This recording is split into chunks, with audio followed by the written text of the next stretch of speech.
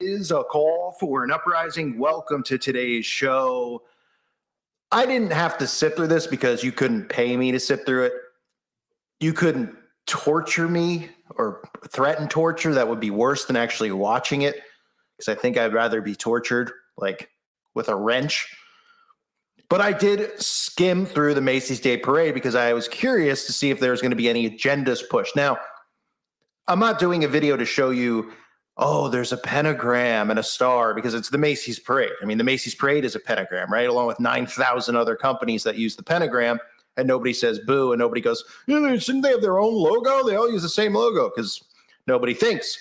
They go to school for marketing, and they don't realize that these companies all use the same logos. So, yeah, how's your logo design company going, right? They all use the same crap. So I'm not going through that, and I'm not going through the obvious stuff with the music. You know, they're doing Madonna and crap like that. I mean, let's be honest. The Macy's Parade is one of the gayest things you're ever going to see. Happy, joyful, of course. It is so gay that you could possibly turn so happy and gay from watching it, because I'm talking about being happy. Everyone's so joyful and glad, of course, at the parade. And it's very hard to get through. So I skimmed through it, and I found an agenda that was being pushed. And I've been covering this for a while, and I'm going to keep covering it. And I was actually working on a video involving other places that I'm seeing this, but the virtual world, the metaverse, is now going to, and look, it could be the omniverse, the metaverse. These virtual realms is going to become hell, really. It's going to become the new reality. People are going to upload their consciousness. This is where we're headed towards with all of this stuff, with the implementation of these potions that people are putting inside of them that contain nanoparticle changing type things, you know, graphene and all that stuff that we know about. This is where we're headed. Doesn't mean it's happening tomorrow, but it's already begun happening. Now what they need to do is they need to start subliminally pushing this to the masses. Oh, it's so cool. They want to get everybody on board. And it's going to start with the virtual glasses, just like we started with cell phones, okay? And it's going to all end up inside of you, all of these technologies. Take a look at this embarrassing, and the commentary is just priceless. I mean, are these humans? I don't think they're human.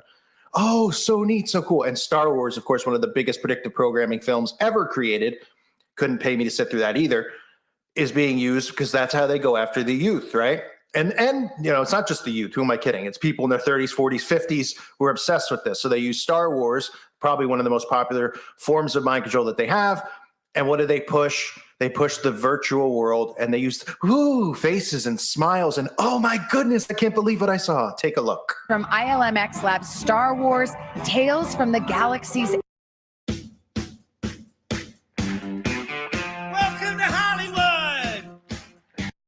Edge. Coming to us from a remote outpost from the planet Batu is an unlucky captive. His name is Cecil Slack, and it looks as though these stormtroopers have captured him and his porg.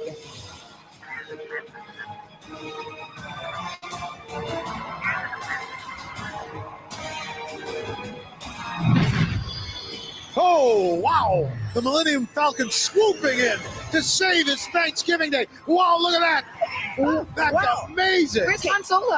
Be immersed in the Star Wars galaxy through virtual reality. People are wondering what's going on. Virtual reality with MetaQuest 2.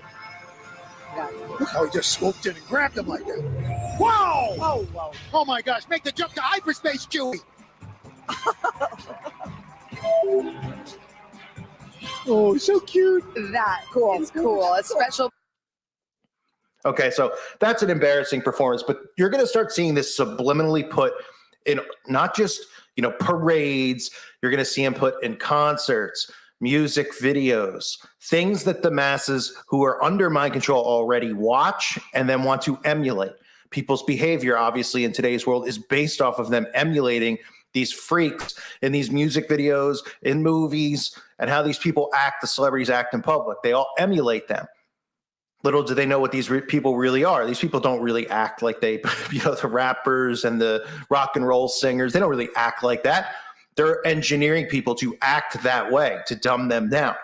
So they're going to implement that, start putting in virtual reality to get people prepped for wanting to start using virtual reality and eventually joining into this metaverse and having this in you. Here's a commercial that was embarrassing that also just happened to conveniently air immediately after that clip. Okay, Davey, good game. Gonna be on tonight? Yeah, definitely. Cool, see you later.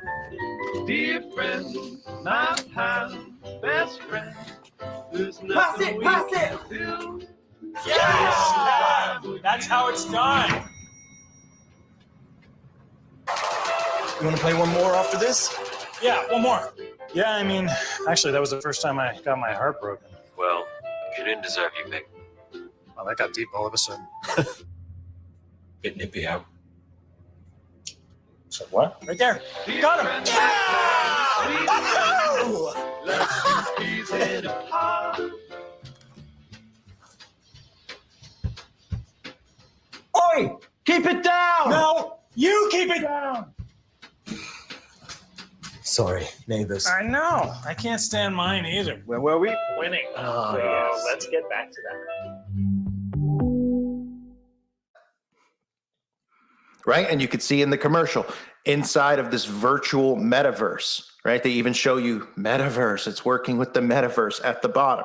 Now, here's another thing too that you might notice.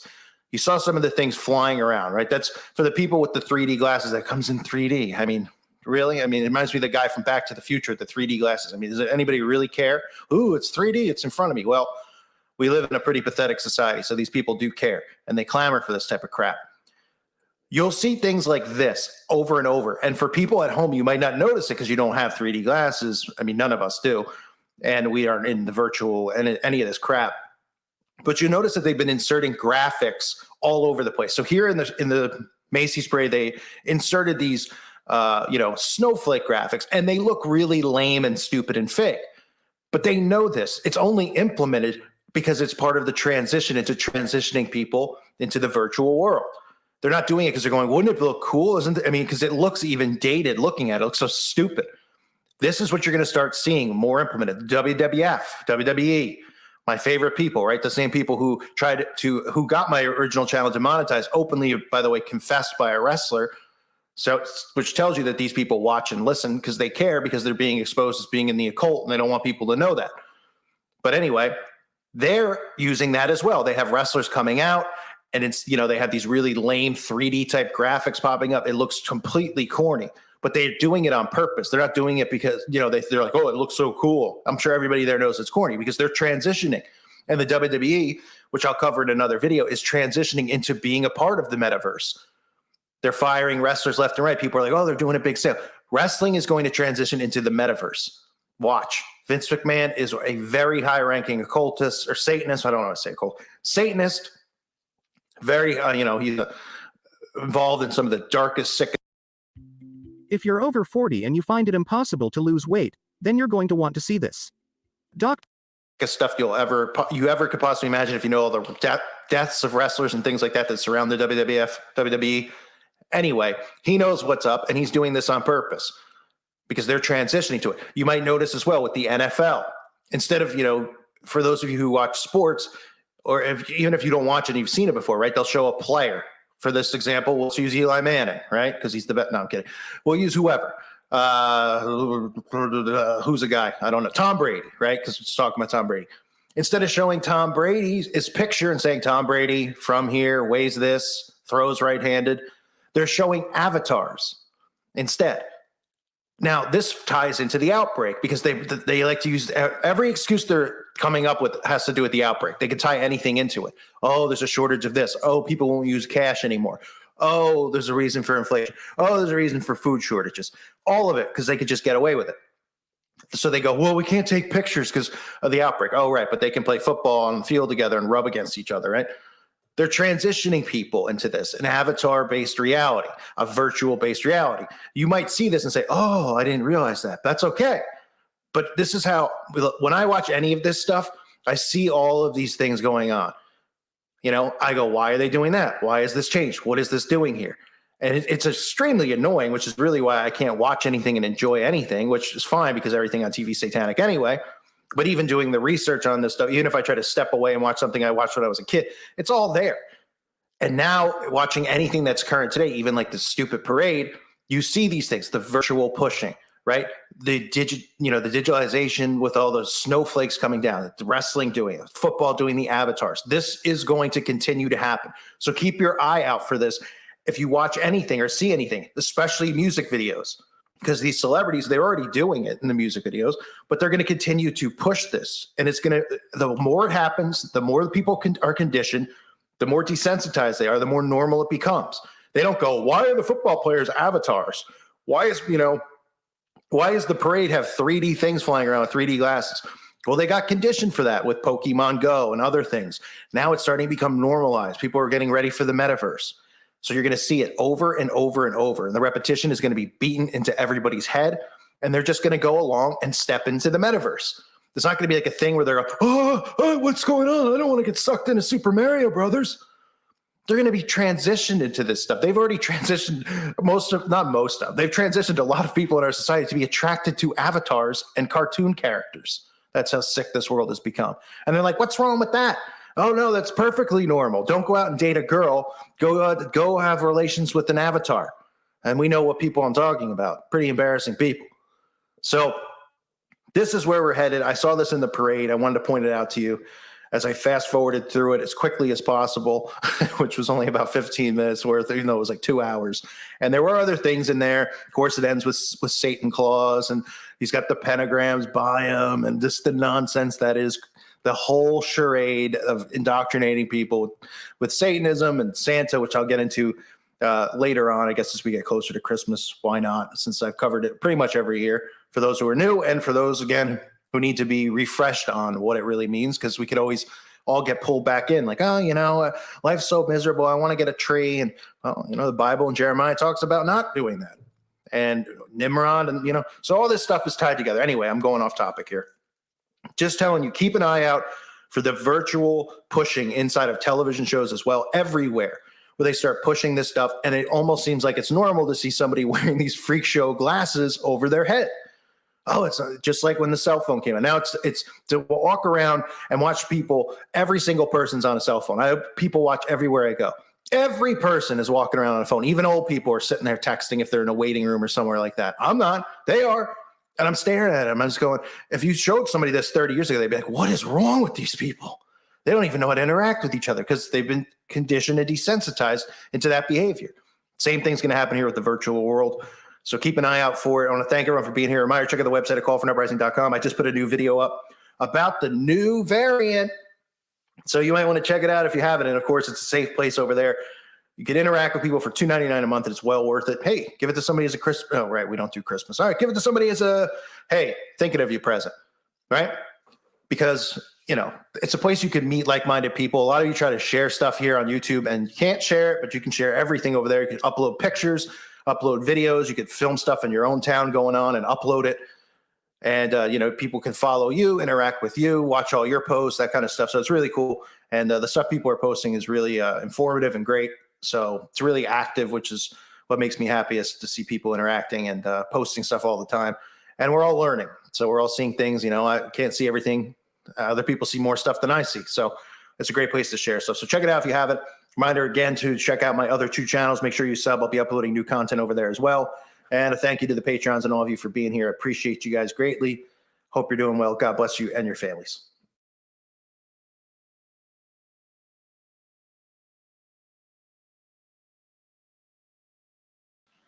Hallelujah, hallelujah. All praise to the Most High, forever live His anointed beloved Son. Can I be heard? Give me a 7 if I can be heard. Give me a 7 up in the chat if I can be heard. All praise and glory now to the Almighty. See y'all in the building. Bless up, bless up, bless up. Dang. Not the Macy's Day Parade. We've been talking about that for a few years. We've been talking about that for a few years now. All type of demonic symbolism flowing through that deal. Yeah, Thanksgiving was yesterday. I know y'all wasn't out being no sneaker bros, was you? Sneaker bros. Certain Hebrews get weak during this time of the year. That'd be our mama biscuits. And, it's just time we get together. And, it's just a time, we just eat. And, man, look, stop it. Stop it. Most of y'all don't even like each other. You did. Stop it. We done heard all the so-called excuses. We done heard all of it. You dig? Man, my family and my family invite me over and they know what I believe. And you know, they fix me my own plate. You know, the clean flesh though. And not my mama biscuits. Not my mama biscuits. It's the time of the year you're supposed to be standing strong, Israel. Strong, strong, strong, strong. You're supposed to be standing so strong during this time of the year. You dig? You're supposed to be unwavering in your belief. You understand? I mean, be real, y'all. A lot of us even got, you know, if you believe in the whole, now I'm not talking about these $5 Indians, y'all. I'm not talking about Tonto and them. But you know, a lot of us have what we call half Native American in us, or actually Native American, indigenous, meaning here before Columbus. You understand?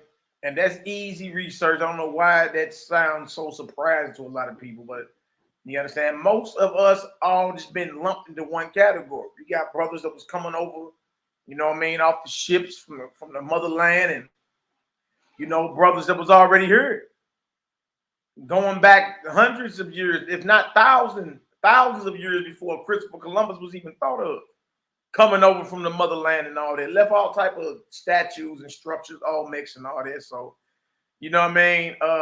And Hebrew artifacts have always been found, dating back to the time right after King Solomon, Los Lunas covenant stones and all that. So I'm not talking about Tonto and them. You know what I mean? I'm not talking about the little $5 in. I'm talking about the bros. You understand? Celebrating that, all you're doing is celebrating the slaughter of your people, whether you believe in the Bantu migration or you believe in the, you know, hey, brothers that was already here before Columbus arrived, or not. Whether you believe the map was flipped upside down and this really is the whatever. You know, I be hearing a whole bunch of people arguing about, you know, their perspective on world history and who we really are, and you know, we was always heard, wasn't no ships, or it was some ships. Regardless, some of the stuff we're gonna go over today, the information that we see through these videos, you're gonna see when we go back into the records, like the Maccabees or the Apocrypha, you're gonna see their forefathers were acting the same way as their children are acting today. And when they came and carved up what we call Turtle Island, what you call America, they came and carved this deal out, and it was so diplomatic. They came with so just great business ethics and worked so hard. No, man, look, this heathen got blood in his mouth, Jack. It's just what it is. You understand? Pee Wee Herman put Shaq in the trunk. And this bastard been imposing his will all over this earth. You understand? So, I mean, either you're going to be a revolutionary and stand up for what's real or you're not, man. Either you're going to compromise and you know, you did go along with the crowd, or you're going to stand up and be like, look, what we doing is wrong. You understand? Man, you know, yeah, I understand. When you come around and you first get some understanding, you know, and much knowledge is much grief. Yeah. Dang, I want my whole family. Look, everybody is not meant to understand. You were called to understand. Now, since you called to understand, stand up. You heard? Since you were called to understand, stand on it. Stand up. I love y'all, brothers and sisters. Ain't no way in this world I'm about to be eating with somebody that murdered you, or their children that benefit from your murder. I'm not gonna celebrate with you. And it don't matter if a whole bunch of our people years on down the line forgot what really happened and forgot the massacres, and you think of some good old liquor and some turkey and some foosball is gonna wipe away all this crime that has happened. These atrocities. So y'all, this time of year, I turn up. You know, A lot of people don't like me around this time. Here you go. You just ain't, you ain't sympathetic. And how you gonna say I'm not sympathetic? We the ones remembering what happened to our people, man. You supposed to remember that. You supposed to remember that. Even Mashiach say, what? Do this in remembrance of me. Our master was murdered, innocent blood. Woe unto the bloody city. These Greeks and Romans are still imposing their will. And they've been imposing their will, Jack, for well over 2,000 years. When you gonna stand on it, since you got to understand it, since you so conscious, you catching conscious Negroes, sneaker brews doing this. Y'all, if it's about some food, we can eat some lively, righteous Genesis 1:29 food any day of the week. If it's all about food, but you know good and well, and this is the way you test it. Say, all right, well, look, this is all about food and family getting together. Let's get together the next day or the next week, same time. You're going to start hearing all type of excuses. No. See, because it's something about you being on time and lockstep with your oppressor. That's what you got to war against. You got to war against that spirit. You got to rebel against that, man. You got to rebel against that spirit that would have you to compromise and to forget the crimes and atrocities that have happened to your people, man. And just because 3 heathens that murdered our brother Ahmaud Arbery were charged and found guilty, don't make everything else go away. You got to watch this. You got to fight against that spirit to compromise. You got to fight against that spirit to go along to get along. We can agree to disagree. No. Somebody going to have to stand up. Somebody going to have to stand up and be like, look, I don't care how many of y'all get mad. I don't care how many of y'all get mad. I'm not doing it. Somebody going to have to take that stand. That's it. That's it. And then you'll look up in years and went by, decades and went by, and you still standing on what's right. You still standing on the memory of your forefathers and foremothers. You still standing on the legacy of the prophets and the Messiah, the innocent prophet who was murdered. Woe unto the bloody city. You understand? Let me read some of this real quick, and then I got something else I want to show y'all, man. Good to see y'all in the building. Bless up. Love all y'all indeed and in truth. You understand?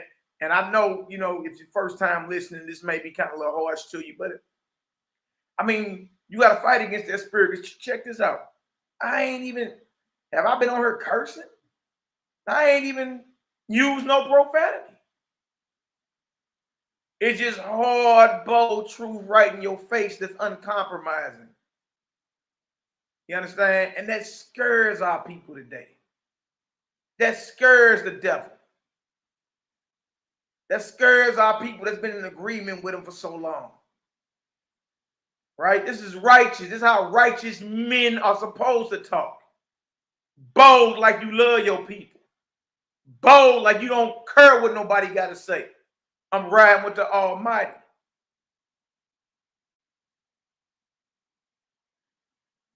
You understand? That's what it's about. Shebrew Light, Shalom, Mali, Israel family. Can I petition you, Brother Mali, to step to another platform to share truth? Please respond. Yeah, just just email me.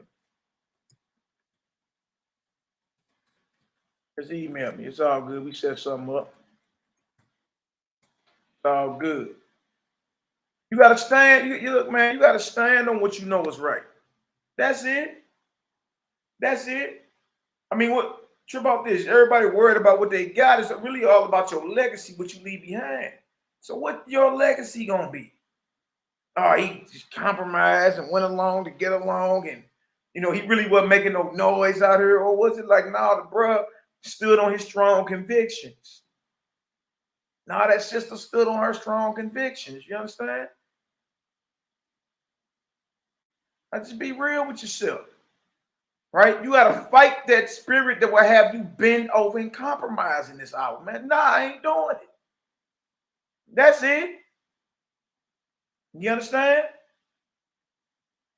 Remember, you shall know the truth, and the truth shall make you free. So if you're not about the truth, you understand? If you're scared to speak truth, you deserve to be a slave. You deserve to be in bondage. You're afraid to speak up because of your mama biscuits. Not my mama biscuits. I remember my mama biscuits. Come on, man. Come on, we better than that.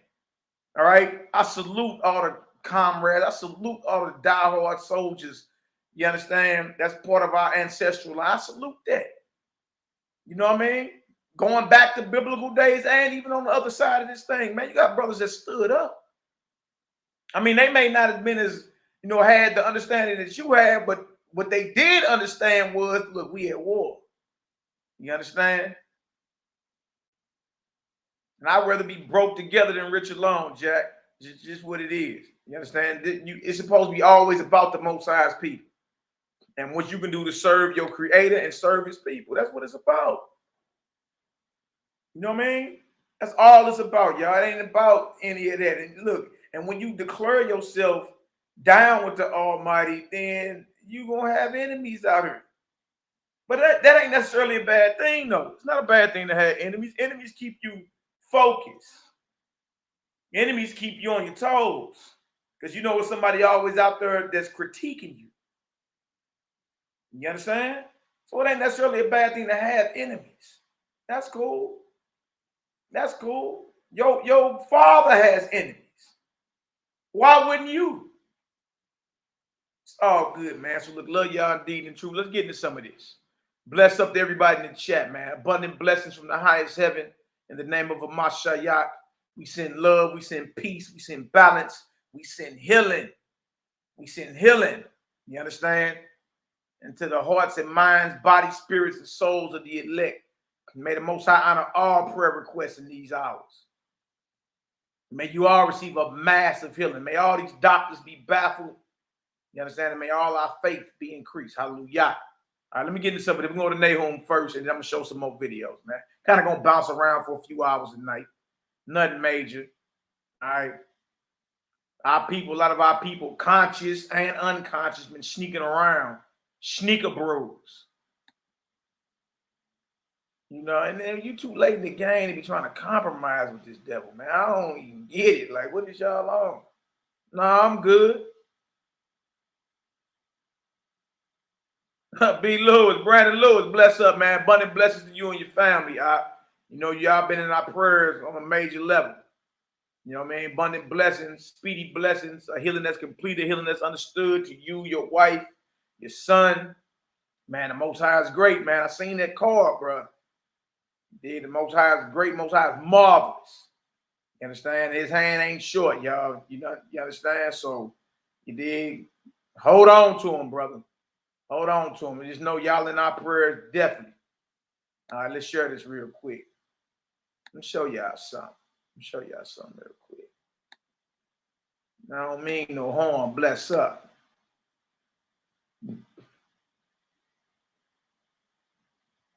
All right, we going to the prophet Nahum. All right. Going to the prophet Nahum. This is about Nineveh's complete ruin. Nineveh is a biblical city. Assyria, Babylon, you know, depending on like what history you read. All right. You heard of the story Jonah. He had to go prophesy against Nineveh. This is Nineveh, right? Now, the same judgments apply. See, some people read the Bible and be like, well, you know what? That was back then. But look, if the same characteristics are being displayed by, say, the very place you living in, then the same judgment applies. The same judgment applies then, right? Tell you in the Apocrypha that the judgment of the Most High is like a ring. I mean, it's a circle. It's a ring. All right? It goes around and comes around. It's eternal. It's judgment.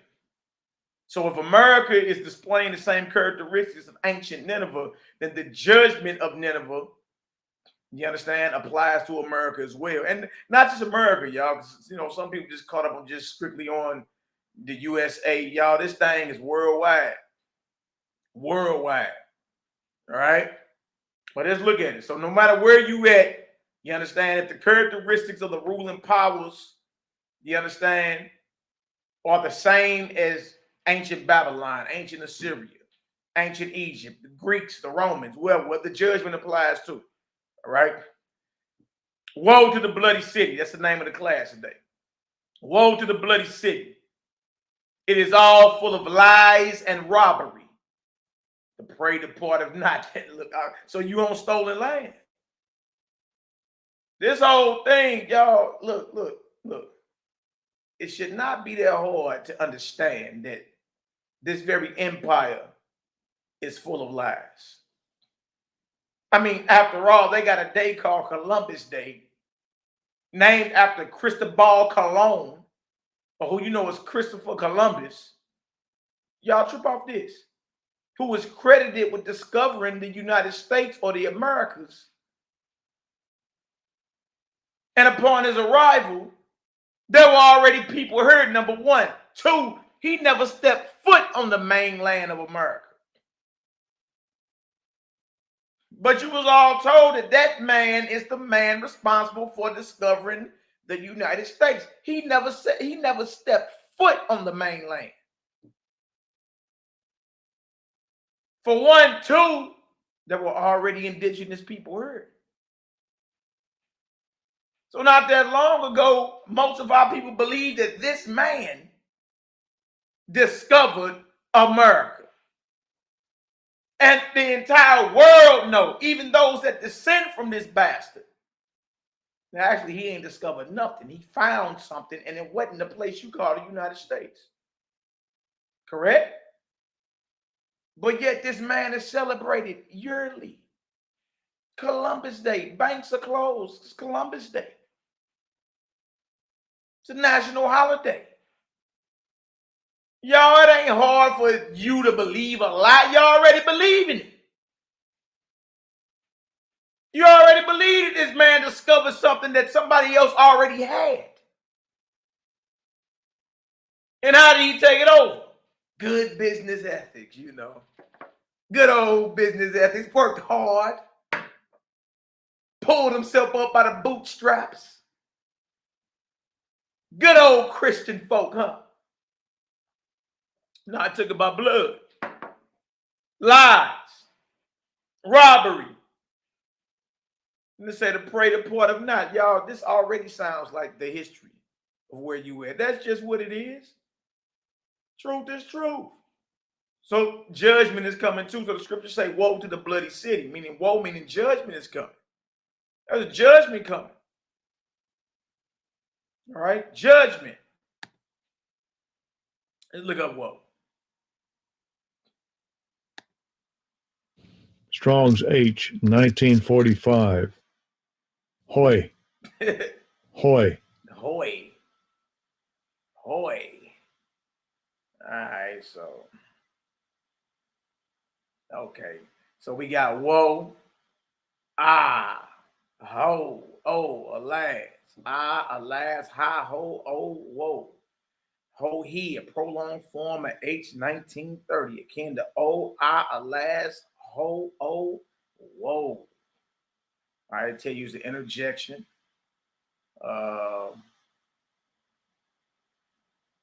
And then they give you other scriptures in which it was used. And based off the context clues and all that, y'all, it just means judgment is coming. What has happened is a wrong thing. So there has to be some type of judgment that comes into play behind it. All right. Now look at this. Woe to the bloody city. It is all full of lies and robbery. The prey departeth not. The prey of those who are hunted. The prey are the ones who are hunted by the predator or the predators who been doing the hunting. Like, look, y'all, it ain't hard. All you got to do is pull up old, you know, wanted slave posters. They was hunting you, right, with bloodhounds? Huh? Sniffing for your scent? Y'all, this, look, it's just what it is, all right? Now watch this, verse 2, even more familiar. The noise of a whip. Oh, wait. not the whip. Oh, you know, we got the scars to prove that, right? The noise of a whip and the noise of the rattling of the wheels and the prancing horses and the jumping chariots. The horsemen lifted up both the bright sword and the glittering spear. And there is a multitude of slain. There is a multitude of slain and a great number of carcasses. Wow. And there is none end of their corpses. They stumble upon their corpses. Y'all hear this? Bodies on top of bodies on top of bodies. So many of your people's blood, our people's blood, have been spilled. So many of our people's bodies fertilize this soil. And here you go rubbing elbows. Happy Thanksgiving. Are you serious? Are you serious? Well, you know, to me, it don't mean it. How you sound talking about to you, it don't mean that. This is bigger than you. To you, it don't mean it. To you, it don't mean it's bigger than you. And just because you try to reinvent what something mean, don't mean that's what it means. You can't bring something clean out of that which is unclean. It's the Bible. You can't make something clean just because you want it to be clean. It don't work like that. It don't work like that. The Most High has always had a problem with us not separating holy from profane.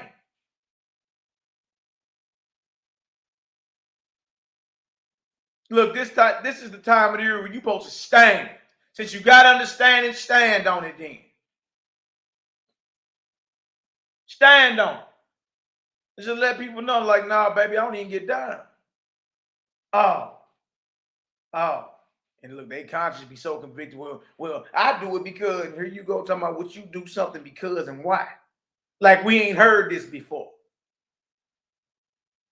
Like we don't know why you getting together and doing something. See, that's the Negro's problem. He's still playing. Your enemy ain't playing. You playing. That's your problem. Everything's a game to you. So you play with time. You don't take time serious. You playing. Meanwhile, your enemy out for blood, Jack. This is what it is. That's a multitude of slain and a great number of carcasses. And there is none end of their corpses. They stumble upon their corpses. Y'all, that means so many bodies, so much blood been shed. Here you go over here talking about your mama biscuits. Your mama biscuits. Come on, you better than that. You can always get together and eat. What are we doing aligning ourselves with them? They're celebrating destruction of you. Come on, man. You better than that. Verse 4. Because of the multitude of the whoredoms of the well-favored harlot. Now the bloody city is compared to a harlot. The mother of hoes. Harlots. Harlots are whore. Because of the multitude of the whoredoms of the well-favored harlot. The mistress of witchcrafts. That selleth nations through her whoredoms. And families through her witchcraft. Yeah, black magic. You can't say it ain't sorcery going on. Everybody up under a spell. Huh? What you think been done to you? They call that in the modern military a psyop, a psychological operation. Huh? AKA witchcraft. Yeah. Yeah. You've been studied and your mind has been dominated. Think about it, y'all. Pee Wee Herman put Shaq in the trunk. Took his land, took his woman. Made him work for nothing. The only way Pee Wee Herman can get that off is if he dominated you here. That's it. I heard you go mad about all the police killings and all that, but celebrate the heathens' holiday. Nah, the whole system got to come down. We against the whole system. That's how you got to be. Like, how you going to be talking about some, okay, you know, Philando Castile, Ahmaud Arbery. All right, it's so many brothers, y'all. It happens so much now. It's just brothers and sisters. It happens so much now. It's just like, man, look. But here you go, mad, no justice, no peace, but happy Thanksgiving. Trick or treat. Veterans Day, Memorial, all these different days and appointments. You're not realizing, y'all, it's a psyop. It's a psychological operation, y'all. It's witchcraft. It's sorcery. You understand? Man, this heathen know how to flip you on at a moment's notice, like a light switch. Flip you right on. No justice, no peace. Happy Thanksgiving. No justice, no peace. Happy Valentine's Day. No justice, no peace. Merry Christmas. You got to watch that. And you know what it is? This is how you know. This is how you know this heathen got your mind. Because around the holidays, here you go singing their songs. You got to catch yourself. Hold on, I'm tripping. People are tripping. Chestnuts roasting on an open fire. Jack Frost nipping. You ain't, well, you better be careful. That heathen got you. Be careful. Sorcery, harlotry, witchcraft. In today's modern military, y'all, they call that a psyop. They control your mind, they control you. You understand? Y'all, all this sounds familiar because that's what you're living in. You're living in this. Verse 5, behold, I am against thee. Look at this. And you wonder why we going to stand against what's going on, because the Most High is against this. The Most High is against this. We going to stand against this, Jack. What you mean? I ain't got no problem not being liked by nobody. Good. I'm my own best company anyway. But the reason I am against this, and so many different brothers and sisters are against, you know what I mean, the establishment, is because the Most High is against it. I don't want to be down and cool with something that he against. Y'all, we got enough sins we got to battle with. Don't nobody source you. Oh, well, you know, that was just one day out of 365 days, and you got 364 more days to sin. And, you know, we done heard all the, you know, because some men teach like that. Some men are sorcerers in their knowledge and understanding, and they've been compromised and have been in agreement with these devils for so long. The way they teach is they teach in a fashion of making you laugh about this. You dig? And then have you thinking it really ain't that serious. And no, Jack. Yes, it is that serious. Like the reasoning and the logic behind it is very, very coonish. Very sad, man. Very sad. Should nobody listen to what you're saying and then leave there in a spirit of being cool with what goes on? You understand? No, talk about the real, what's real. Talk about, you understand, look, the kingdom of heaven is against this. You understand?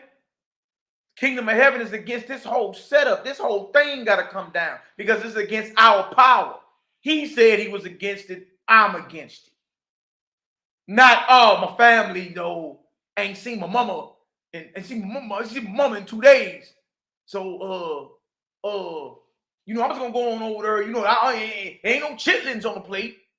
You know, there's gonna be some turkey meat and some mac and cheese and cranberry sauce, and I'm gonna eat that. You dig? You still compromising? That's holiday food. Come on, man, get yourself together. Most High said he against it. Why wouldn't you be against it? Be against it. Stand on it, because your father's against it. Behold, I am against thee, saith the Most High of hosts. And I will discover your skirts upon your face. And I will show the nations your nakedness, and the kingdoms your shame. The Most High talking about ripping the draws off this whore, this harlot, this bloody city, discovering her nakedness, exposing her shame. That's what he's talking about. He's against it. Why wouldn't you be? That's the question. Fight that spirit that's in you to compromise. You got to fight that. You got to fight that. You understand? And if y'all is really all about eating, then set some up with your people for the very next week. Let's eat then. And what you're going to see 9 times out of 10, they ain't going to be cool with that. Because it is a spirit of rebellion in our people that makes our people want to come together when their oppressor says it's cool to get together. Yeah. Yeah. That's all you got to do is try it. Say, nah, you know, we don't do Christmas, but you know what I mean? We can go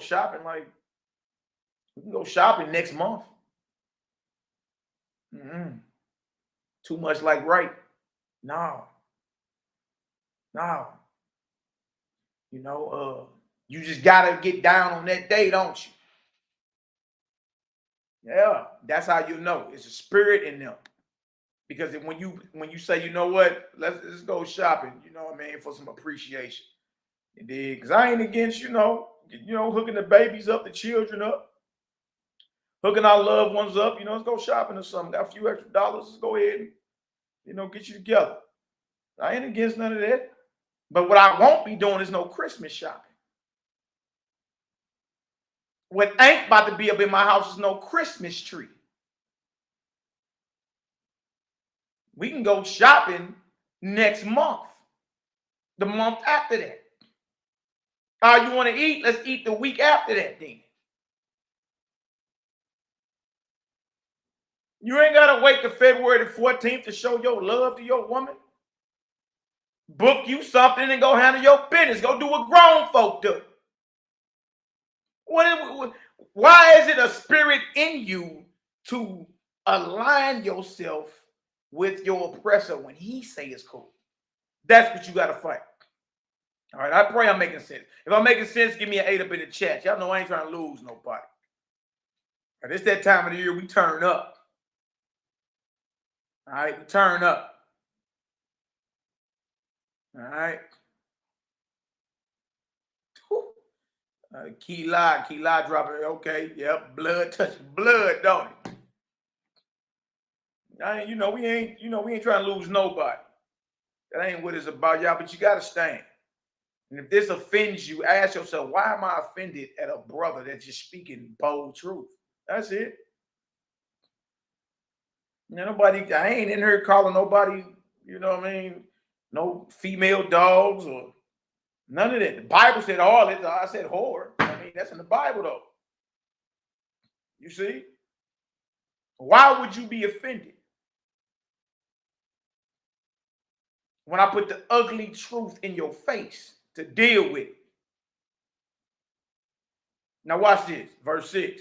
And I will cast abominable filth upon thee and make thee vile, and will set thee as a gazing stock. Look at that. And it shall come to pass that all they that look upon thee shall flee from thee, and say, Nineveh's laid waste. Who will bemoan her? Whence shall I seek comforters for thee? Oh, wait. Now, talking about ancient Nineveh, but if wherever you living at has the same characteristics of ancient Nineveh, meaning that doing the same agenda, then guess what? The same judgment is coming. They will be cast out as abominable filth, or I will cast abominable filth upon thee and will make thee vile. You better believe it. You better believe it. Look at this. Strong's H 5034. Navail. Look, the word for Navail is Nabal. right? The same name Abigail's husband, the 1 Samuel 25th chapter. His name was Nabal, right?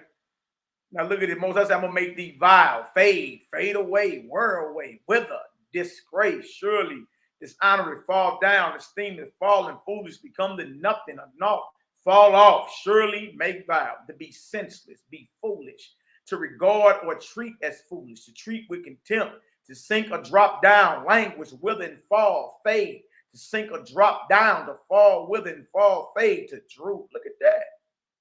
Look at that. Look at that. Most I say he's going to make whoever is mimicking these nations that the Most High dropped and brought judgment to, who's ever mimicking them has a judgment coming. You better believe it. You better believe it. All right, so we're going to stop that right there. I'm going to show y'all something else real quick. All right. Good to see y'all in the building. Bless up. Bless up. Nehemiah, big homie. Big homie, bless up, y'all. Keep the mother of our brother Nehemiah in your prayers. Absolutely. Keep the daughter of our beloved brother Mordecai Enoch in your prayers. Absolutely. Keep the family of our aunt Brandon Lewis, his wife, and his son in your prayers. Absolutely. All the prayer requests. And we're going to pray out later on and, you know, bring all y'all before the throne of the Heavenly Father, man. You did. We love y'all. And that's the least we can do. You know what I mean? All praises, glory now to the Most High. My Aunt Dwayne Hosey in the building. Bless up, Aunt. What's the word? What's the word, Aunt? Good to see y'all in the building. Bless up, bless up. Let me show y'all something else. Why is your soul just intent to be? Let me show you. Let me show you. All right, let me show y'all something real quick. Bless up.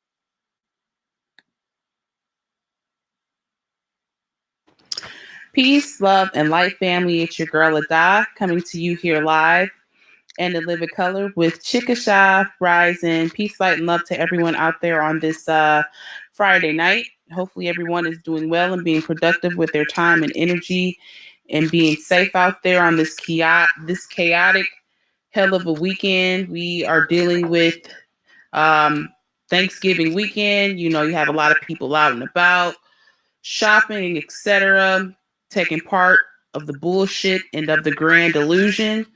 You know, we're going to let them and leave them to it.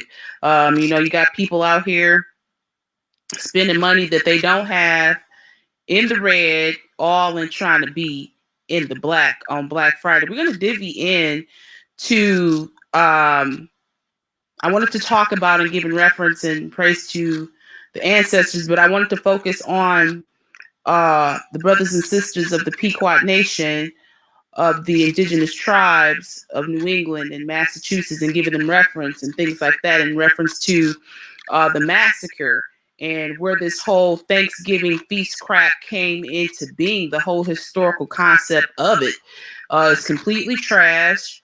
It's garbage. It's full of lies, and we should be divvying into the true history of this fucked up day, holiday weekend, and how it's turned into this massive corporate construct consumerism crap where people right now are out there shopping with money that they don't have, that they should be keeping for themselves, investing it within their own communities and not feeding the belly of the beast and not feeding this satanic system. So with that being said, we're going to divvy into talking about the Pequot massacre and Mystic. Now, you know, just like I stated in my other video, you don't have to go far to search the origins of Thanksgiving and dealing with the so-called Negro, which is the true indigenous man and woman of America. They have been hijacked. Their identity has been stolen by imposters. And, you know, this is where we are today in dealing with this Thanksgiving crap. So, you know, you really don't have to search high or far in learning about the origins of Thanksgiving and what it means and what it celebrates and what it's referenced to. Doesn't take a lot for a person to research it, to know that everything that they teach these kids in public schools, everything that they put on magazines, everything that they put in textbooks, or just having the mind, you know, of the so-called American that, you know, oh, Thanksgiving was beautiful. You know, it was all about sharing of the turkey. And no, it's bullshit. Those are all lies. And if anybody say that they're lies or not lies, they're lying. Okay. Because they're all lies. Okay. You know, we're going to talk about the bloody Pequot massacre of 1637. You know, that's what everyone is celebrating this weekend. This is what everybody is secretly celebrating, and they don't understand it or know it, of who the true indigenous Aboriginal Pequot nation of Massachusetts, as well as parts of the eastern seaboard. They were a large sum of people in that area, and they were a awesome people. But what happened then? You know, we have a lot of people out here celebrating Thanksgiving, but it's pretty much bellying off of the bloody Pequot massacre of Mystic that occurred in 1637, not the 1621 turkey picnic. You know, I talked about that one, about the Plymouth and the Pilgrims. That's what everybody think that they're celebrating, but they're not. They're celebrating the death and the genocide and the murder of an indigenous Aboriginal tribe here in the Americas, which was the Pequot Nation. And these pictures that I'm showing you are the true people, are the true copper-colored Pequot people of those tribes in Massachusetts, Rhode Island. Oh gosh, their land went massive. And I'm not showing you the Asiatic because that's not who is indigenous or original to this land. We need to start manifesting ourselves within our own stories and within our own truth, which is the truth. We can no longer, you know, paint this picture of these Asiatics being the Indian, because they're not. We are. We are indigenous to this soil. Okay? They want to disconnect you from this land as much as possible. It is their goal. But if you are physically, spiritually, and ancestrally connected to this land, it will cry out to you and speak to you. If you are in tune with your spirit, with your ancestry, with who you are, you know, these spirits of these people that have perished in the past are still here.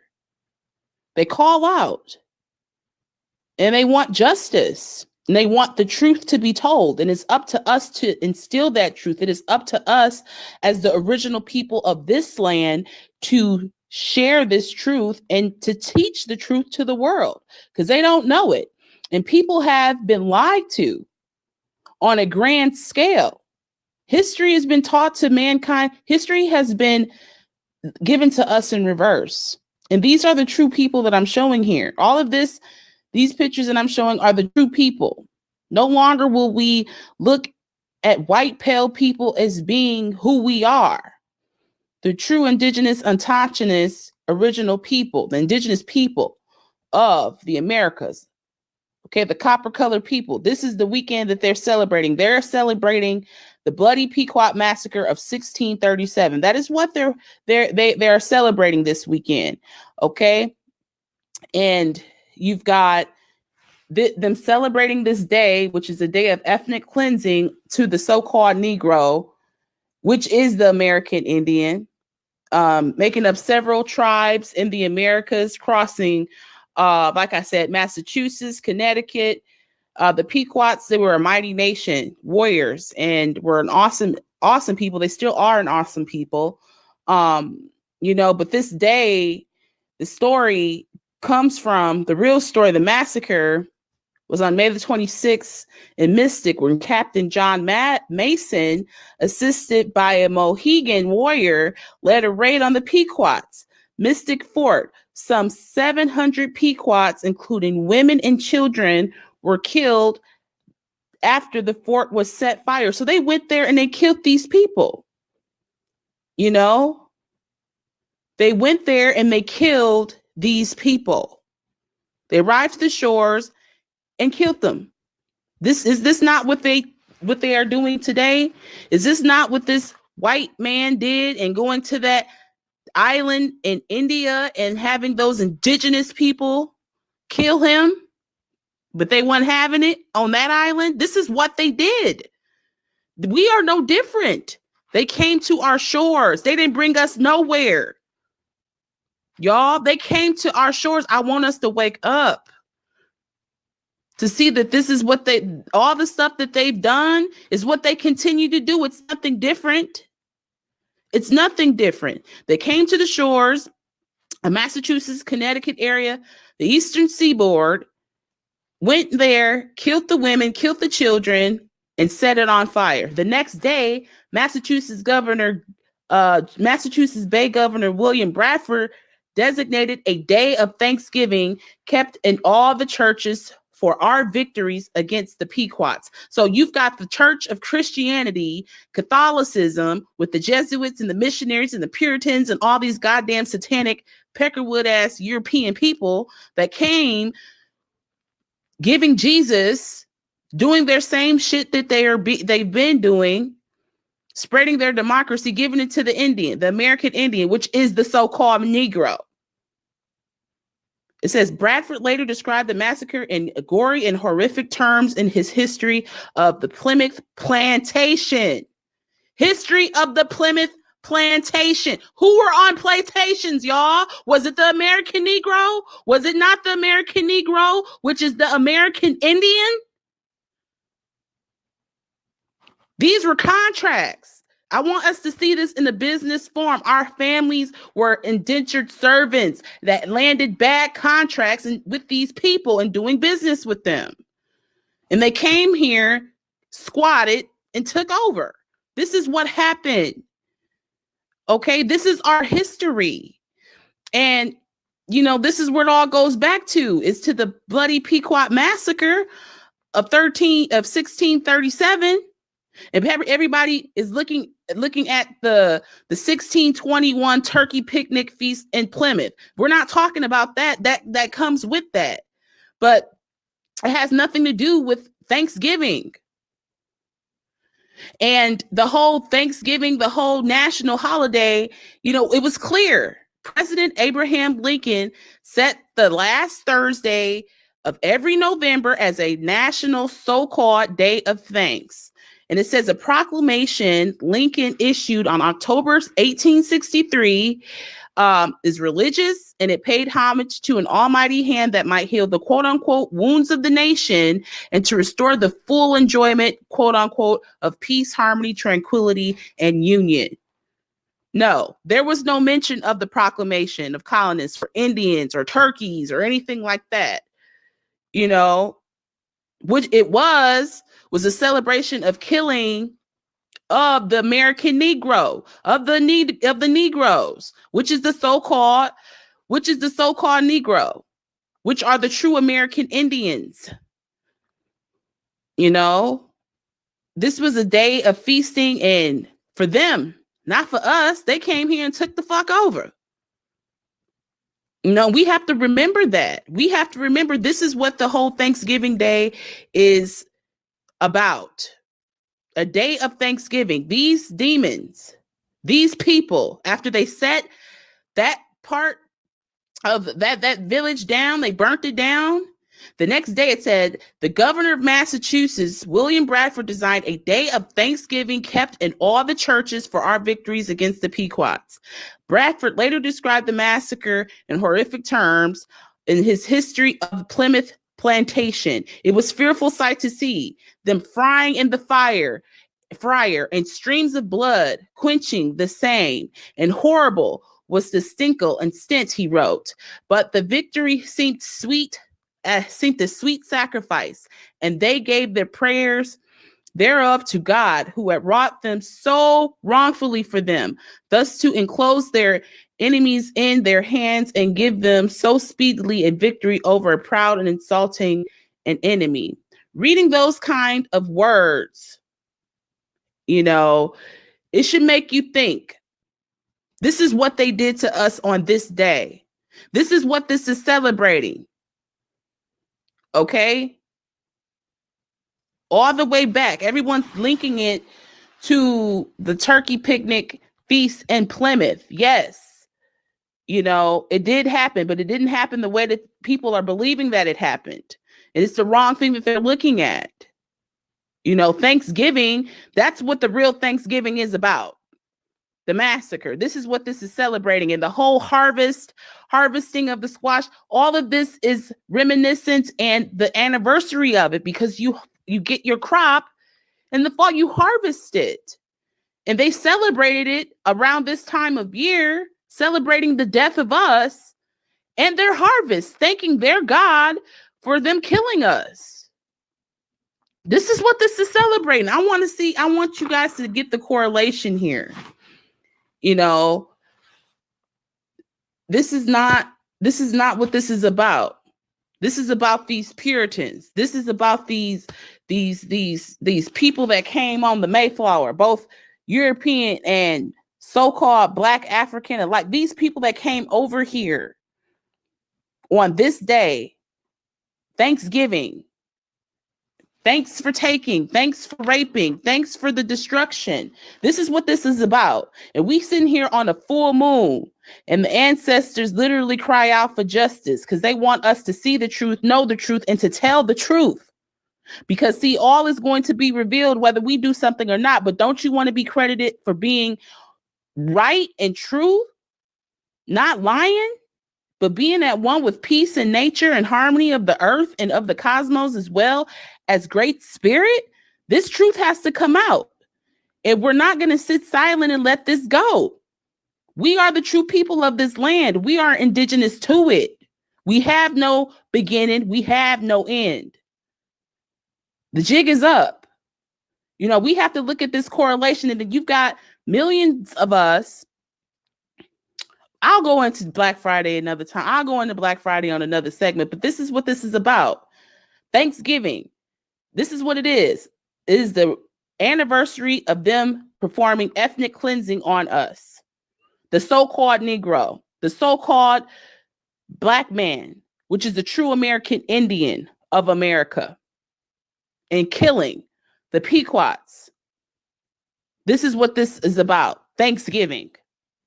The real Thanksgiving and what they're celebrating here. You know, this is not talking about the 1621 turkey picnic feast in Plymouth, which did not exist. Okay? It didn't go down like they say that it went down. But I just want to share this to have you guys think about this. Look at this deeply and research this out. This is what this is about, this whole celebration of Thanksgiving. It's celebrating the massacre and death and plight of our people and us as a people, and we don't even see it, and we don't even know who we are. It's time for us to wake up. Peace, light, and love.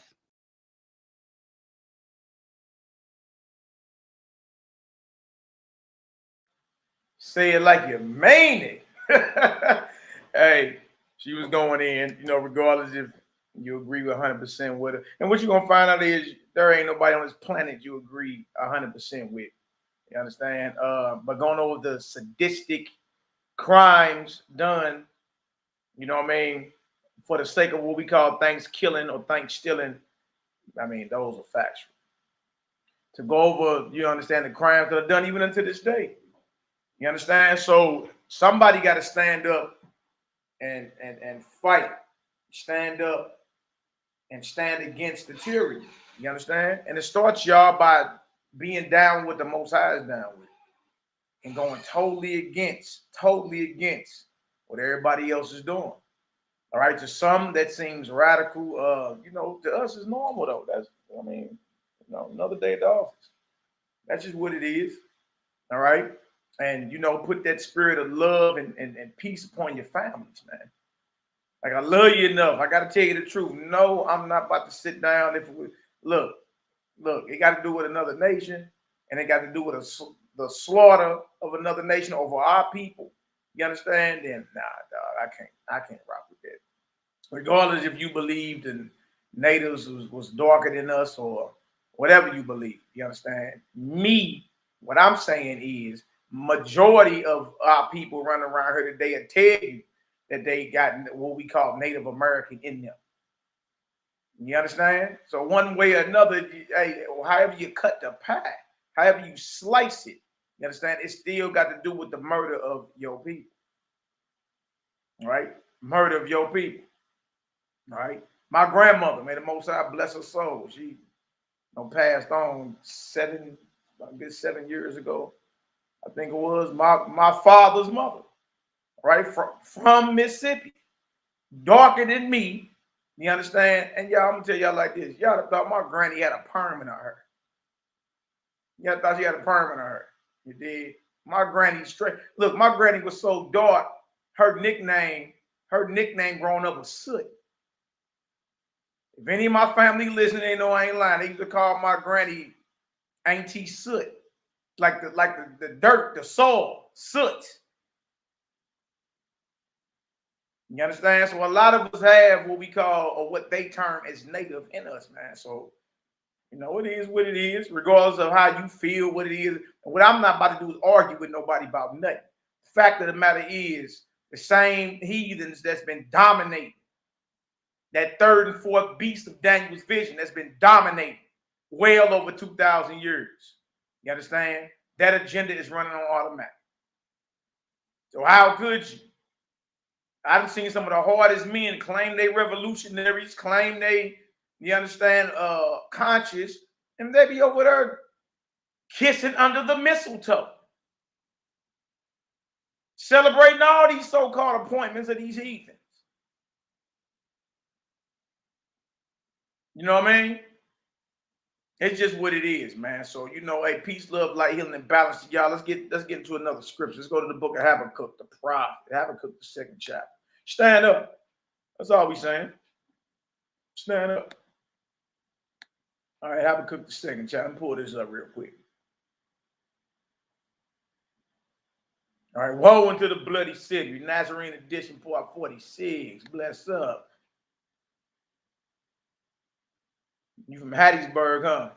Yeah, my granny there from Macon, boy. Macon, Brooksville. It's a spot called Noxubee County. Man, we used to go down there when we was young, boy. They still got gravel roads. You know what I mean?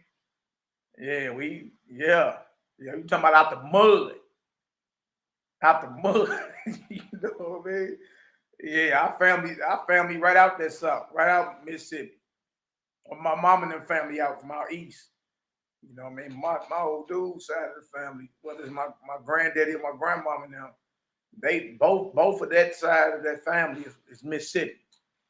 And then came to St. Louis in like the 40s or 50s. You know what I mean? Great granddaddy had shotgun to, I ain't gonna spit. Great granddaddy ain't here no more. I'm named after him. They actually used to call my great granddaddy Shem. Ain't that something? I used to tell my uncles and them, like, man, did y'all know what y'all, like, I don't think y'all knew what y'all was saying. Like, in y'all spirit, y'all call him Shem. I'm actually named after him, though. I'm the fourth. So anyway, you know, great granddaddy had to bring my granddaddy and, you know, the other 9 children up 55 North, right from Mississippi on up to St. Louis. Had to get out of Dodge. You know, heathen was tripping. Tried to get at one of my great uncles over there, one of their animals or something. And, hey, you know, great granddaddy came out with that, you know, that triple boat action and time to get up out of here. Salute. You dig? Look at the amount of my baby James. Yeah, I'm the fourth. You know what I mean? It's all good, man. Bless up. But that's my family straight. My granddaddy and my grandmama and them, they from Mississippi. My great granddaddy and grandma, they from Mississippi. You dig? My mama from out east though, so I got family out east as well. But you dig? Yeah, them roots run deep. You understand? And you know, man, most of y'all, if y'all was real, you be real with yourself. Most of us got what we call native in us. It's just what it is. All right, you offended and be offended. It's the truth. It's the truth. Bless up. All right. NehemiYAH, baby James. My Ariana Jew, bless up. What's the word? Yeah, then, you know, Mississippi, but it don't make it no better because, you know, we got that St. Louis jargon on us. You know, so, you know, they call us country too. We just came right up the Mississippi River. Hey, me, ain't nobody messing with you today, big homie. Ain't nobody messing with you today, man. Go on somewhere, baby. You did. I ain't messing with you today, big homie. Bless up. All right, let me show y'all something though. All right, let me share this real quick.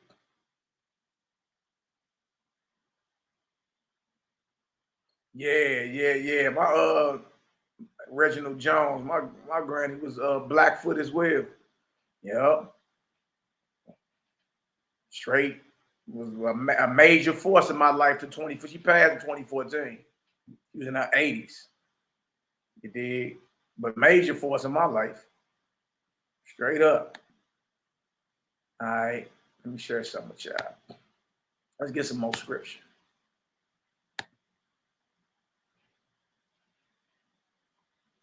All right, Habakkuk the 2nd chapter. Habakkuk the 2nd chapter. All right.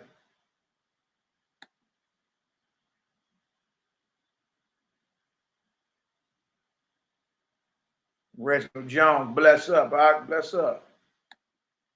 Bless up. All right, Habakkuk the 2nd chapter. I'm going to start at verse 1.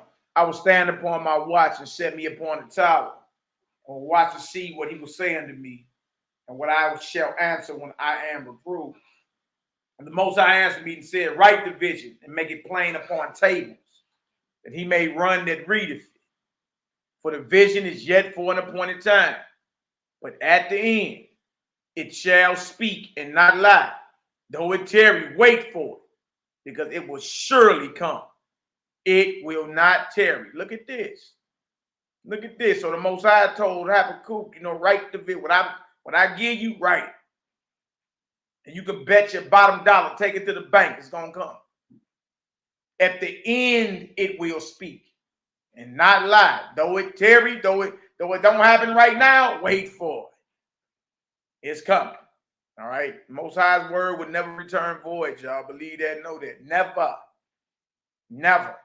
And again, if you're living in a place that's carrying out the same characteristics and the same actions of ancient societies that the Most High judged, and the judgment applies as well. Judgment applies as well. Because you read the scripture about Babylon and Chaldea and Nineveh and Persia, you understand, and be like, oh, well, that was back then. So you can be more comfortable and compromising with your enemy. No. See, what you're not understanding is the Most High's judgment is like a ring. A ring, what? Is a circle. Right? You reap what you sow. The judgment's written, correct? Huh? Other nations call it karma. What goes up comes down. What you put out, you get back. The scripture call it what? Reaping and sowing. What you sow, what you plant, you got to harvest that. You got to eat that. Huh? So if you came with the seeds of deception, murder, rape, bloodshed, robbery, you got to eat that. Because that's the crops that's going to grow. And guess what? You got to eat that. You got to deal with that. Verse 4. Behold, his soul which is lifted up is not upright in him, but the just shall live by his faith. That's right. That's right. The righteous live by unwavering belief and unwavering conviction. Faith. That's why, brothers and sisters, look, stand on what you believe. Somebody got to. Somebody got to be the black sheep. Somebody got to stand up and break the chain, don't they? Somebody got to be like, no deal. That ain't happening around here. Y'all, no matter who it offend, no matter who don't like it, you understand? But you know, your people, once your people understand it, it ain't no fad. This is not no You know, this is not just something I'm doing because it seemed cool. You know, you look up and, you know, years done went by. And then they'll start taking you a lot more serious. Now, I got to take him serious. He ain't playing. He's still on that Nazarene Israelite thing, ain't he? These are the conversations they'll be having about you. You know what I mean? When you ain't around. That's it. Got to stand on it, though. Most of us were raised by our people, and our people taught us not to be followers, correct? To be leaders. Don't be following the crowd. And it sounds good until you stop following them. So now I ain't doing that no more. What y'all on? Y'all tripping. You see? Somebody got to stand. Somebody got to be bold. Somebody got to stand up and say, nah, this is where the bus stops. You understand? Behold, his soul which is lifted up is not upright in him, but the just, the righteous, shall live by his faith. Yea, also because he transgresseth by wine. Ooh, wee. Ooh, wee. You can't tell me this heathen ain't drunk, boy. Drunk with power. Drunk with deception. Drunk in thievery. Yeah, also because he transgresseth by wine, he is a proud man. You can't tell me pride. Man, you can't tell the average heathen or the average Negro who's in league with this heathen, you feel me, the ugly truth about his history. He ain't trying to hear it. He is a proud man. Neither keepeth at home, in everybody else's lands, claiming everything. He's everybody today. He's everybody. That's how you know it's a psyop going on, y'all. This is witchcraft at its finest. The white man is an Indian. The white man is a Jew. The white man is an Israelite. The white man is a Muslim, Lawrence of Arabia. That was an actual British MI6, MI5 agent who put on an Arab garb and was known as Lawrence of Arabia. Look it up. That was a white boy. He's an Arab. He's Chinese. He's an African. He's everybody. He's everybody. He don't keep it home. Where is he indigenous to? He front like he's everybody. He's an Egyptian. Come on, y'all grew up watching the Ten Commandments with Yul Brynner, Edward G. Robinson, Charlton Heston. Y'all know I ain't lying. That was white boys playing Israelites and Egyptians. Am I lying, y'all?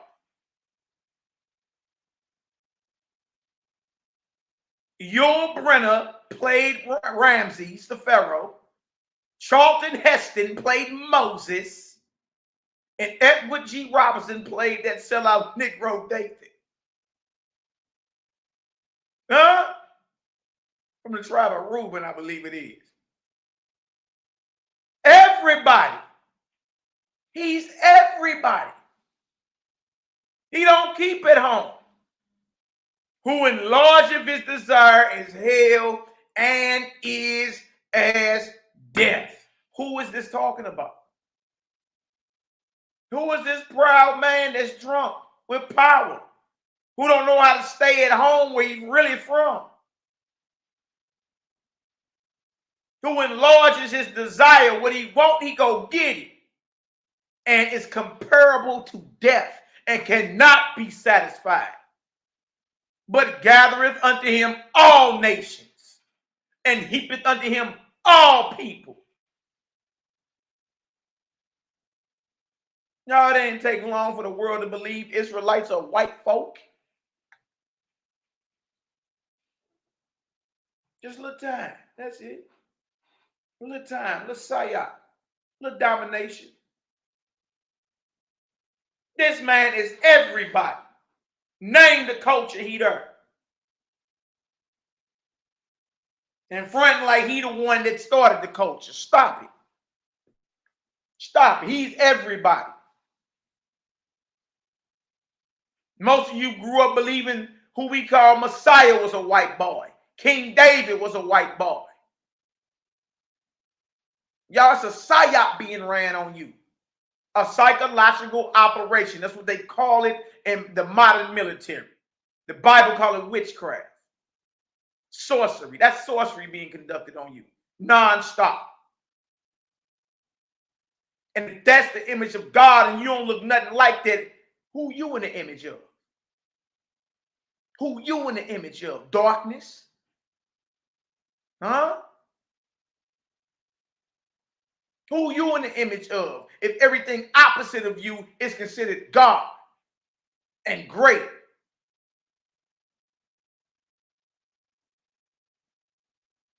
See, then you start hating yourself. It's a psyop. You hate the image. And you do whatever. That's why there's so much murders and bloodshed between one another. Ain't no love.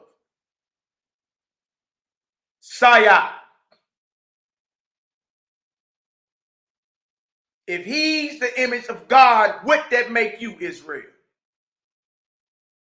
Who your father then? Ooh-wee. Ooh-wee. I know, y'all. I don't, well, I do mean to offend. I gotta stop saying that. I ain't got no problem with offending no folk when it come down to the truth. So what? Now watch this, verse 6. Shall not all these take up a parable against him? And a taunting proverb against him, and say, woe to him that increaseth that which is not his. Ooh-wee. How long? And to him that ladeth himself with thick clay. Hold on. We gotta get some definitions on this. This how you know. This how you know. This same bloody city. Talking about this same prideful man that's drunk with power, who don't stay at home, who enlargeth his desire as hell, meaning what he want, he go take. He's comparable to death. He can't be satisfied. He got blood in his mouth. He done gathered all nations, and they heaped unto him all people. In the end, guess what got to happen? Because remember, in the end, it's going to speak. Shall not all these, all who? All nations and all people. Shall not all these take up a parable against him? And a taunting proverb. Look, this, whoever this is talking about, if you ain't figured out by now, who this is talking about is going to be mocked in the end. And guess what everybody going to be saying to him, including Israel? Woe to him that increaseth that which is not his. How long? And to him that ladeth himself with thick clay. Y'all, what is the thick clay? You probably thinking that mean painting your face, huh? No way. Remember, at the end, this vision got to speak, correct? Hold on, let's read it. I'm going to jump back up. This vision will become abundantly clear at the end. If you understand what I'm saying so far, give me a Yahoo up in the chat.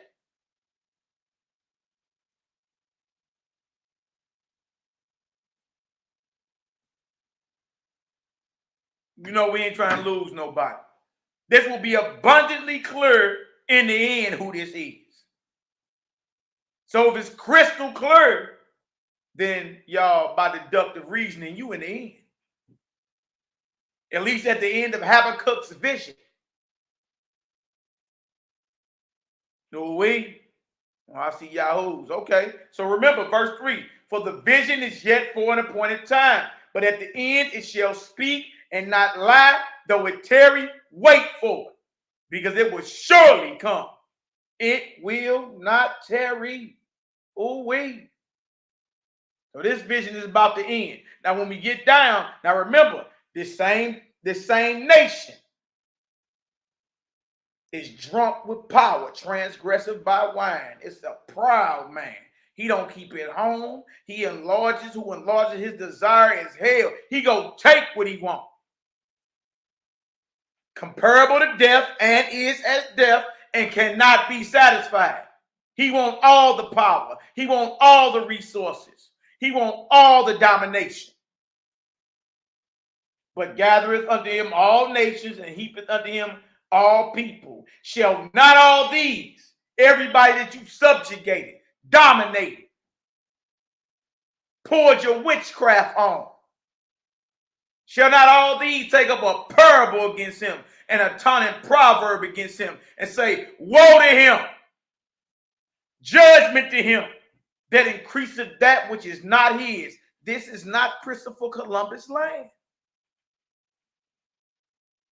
This is not the colonial powers. This is not their land. Africa ain't their land either. Ooh-wee. Woe to him that increaseth that which is not his. How long? And to him that cover or ladeth himself with thick clay. What is the thick clay? Watch this. Watch this. What is the thick clay? This how you know, y'all. Oh, wait. Strong's H, 5671. Avteet. That's right. Clicks Reloaded. The papacy, NATO, EU, IM, all of the above. Avteet is the thick clay, right? Now watch what it means. That covers himself with thick clay. Thick clay means weight of pledges or, drum roll, heavy debts. Heavy debts. So now we talking commerce. Huh? Now we talking commerce, Jack. Now we talking Federal Reserve debt notes. Huh? What's the reserve currency of the world? It's still the dollar. Debt notes. Debt. Fractional reserve banking. Money that ain't backed by no type of real M1 hard currency such as gold, silver, diamonds. It's backed by nothing. They're debt notes. So now we see who he's talking about clearly. He's drunk with power, transgressive by wine. He don't keep it home. What he desire, he enlarges his hell. Huh? Woe to him that increaseth that which is not his. He gathereth unto himself all nations and all people. And guess what? His entire commercial get-up is based on debts. You tell me who this talking about then. You tell me who was talking about then. We ain't even got to play around who that's talking about.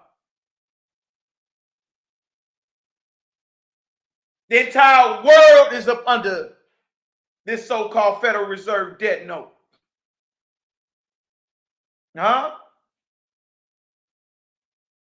The bank cartels, huh? The banksters, I mean gangsters, huh? Huh? All you gotta do is look at the debt clock. Woe unto him that increaseth that which is not his, that covers himself in thick clay. Y'all, the thick clay is the debt.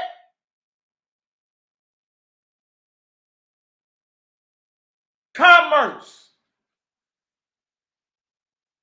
The fraudulent banking systems. That all your courts and all your banks and all your laws are under.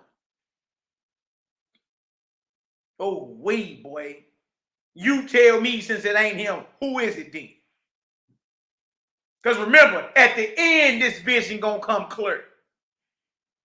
Woe unto the bloody city. Woe unto the bloody city. Oh, wait.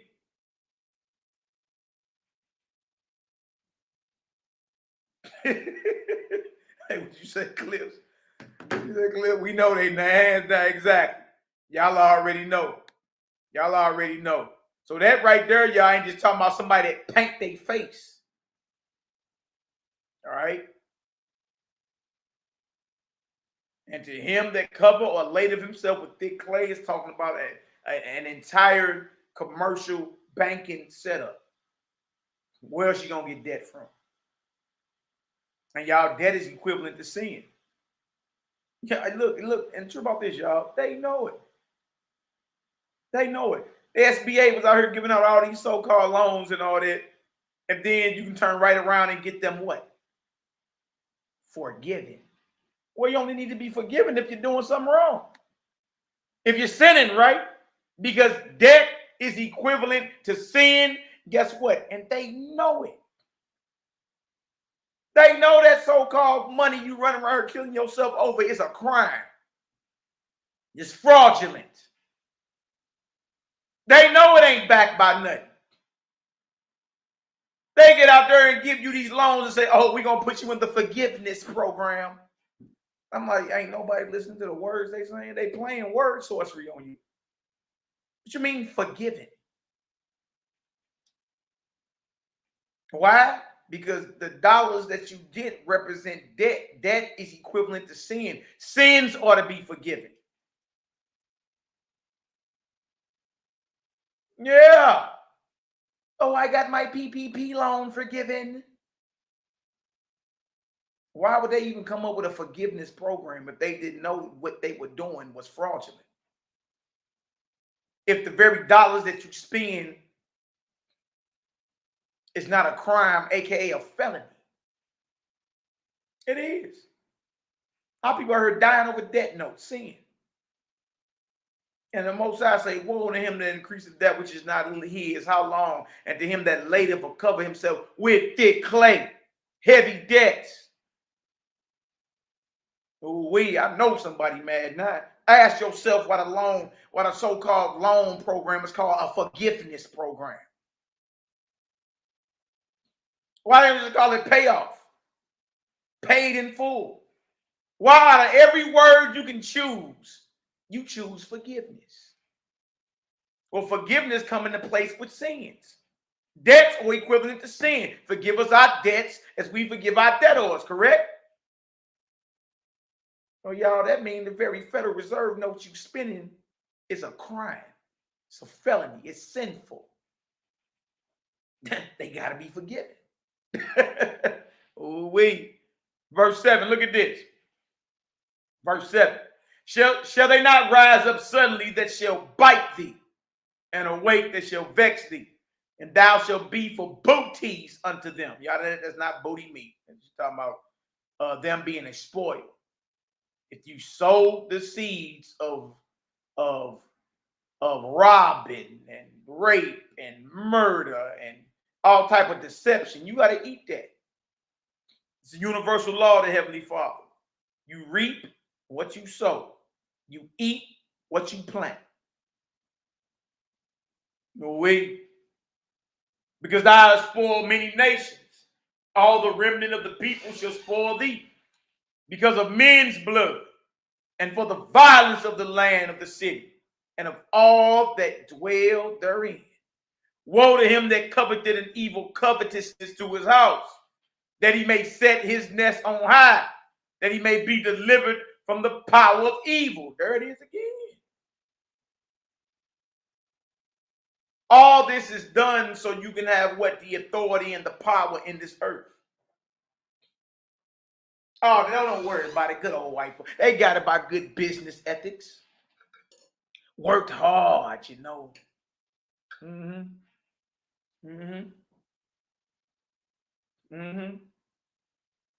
I hear you.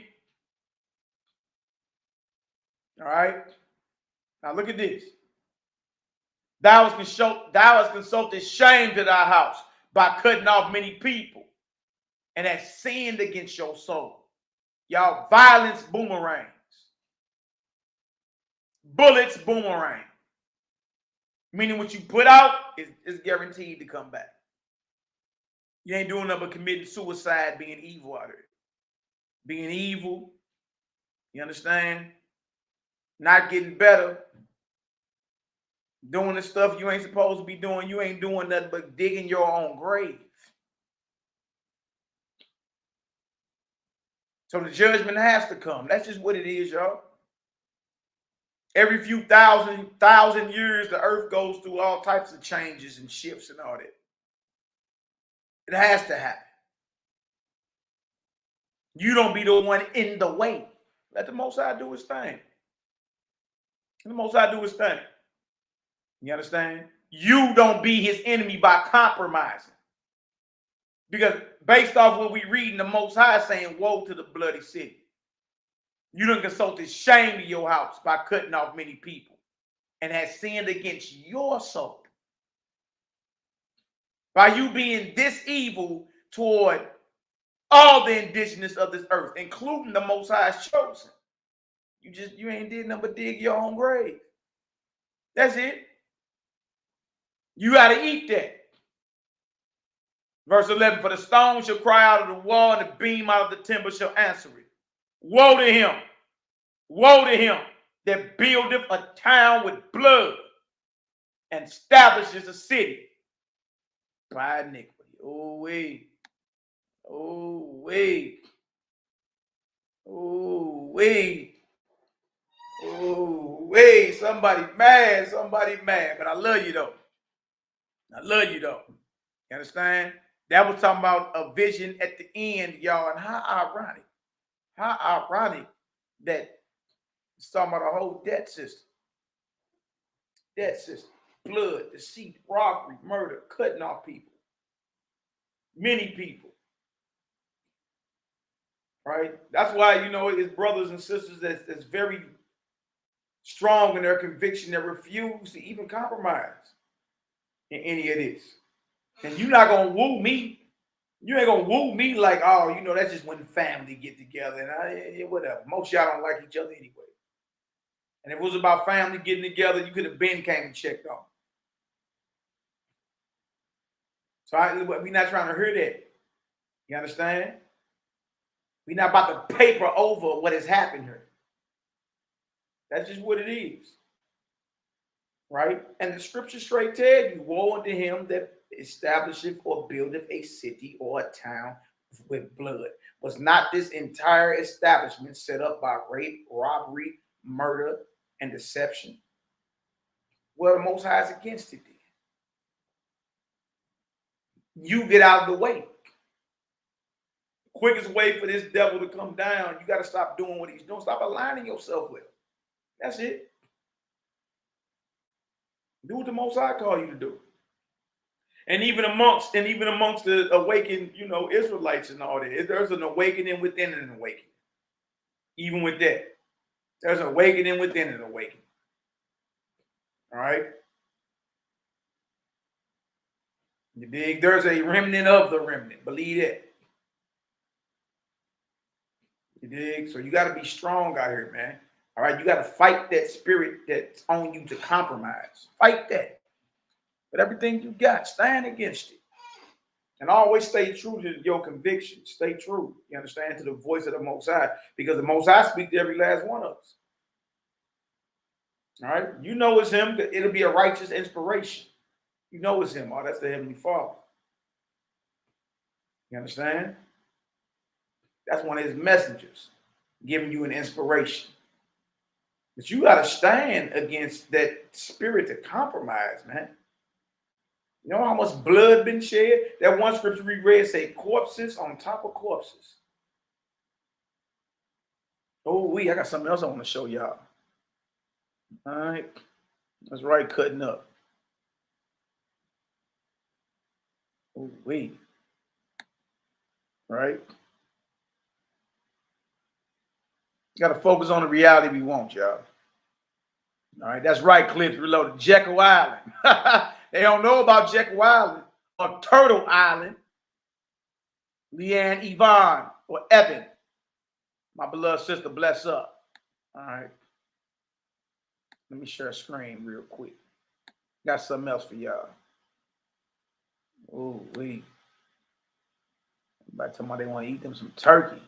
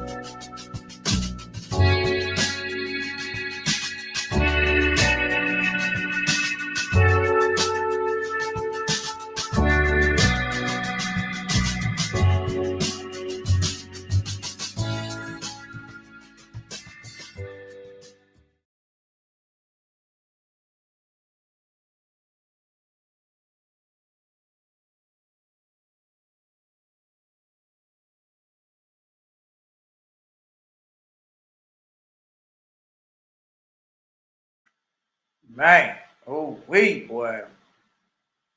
And so many of our people were over there hollyhocking. For one, the turkey is a hybrid anyway. Running around talking about you eating some turkey. I mean, if you're going by the flesh laws, turkey and chicken is unclean anyway. All right? Let alone, y'all, for those who claim they follow the dietary laws and still eat flesh, it ain't been prepared. It ain't been prepped according to the Torah laws. So it's an abomination. It's unclean. It falls under the category of offered to devils.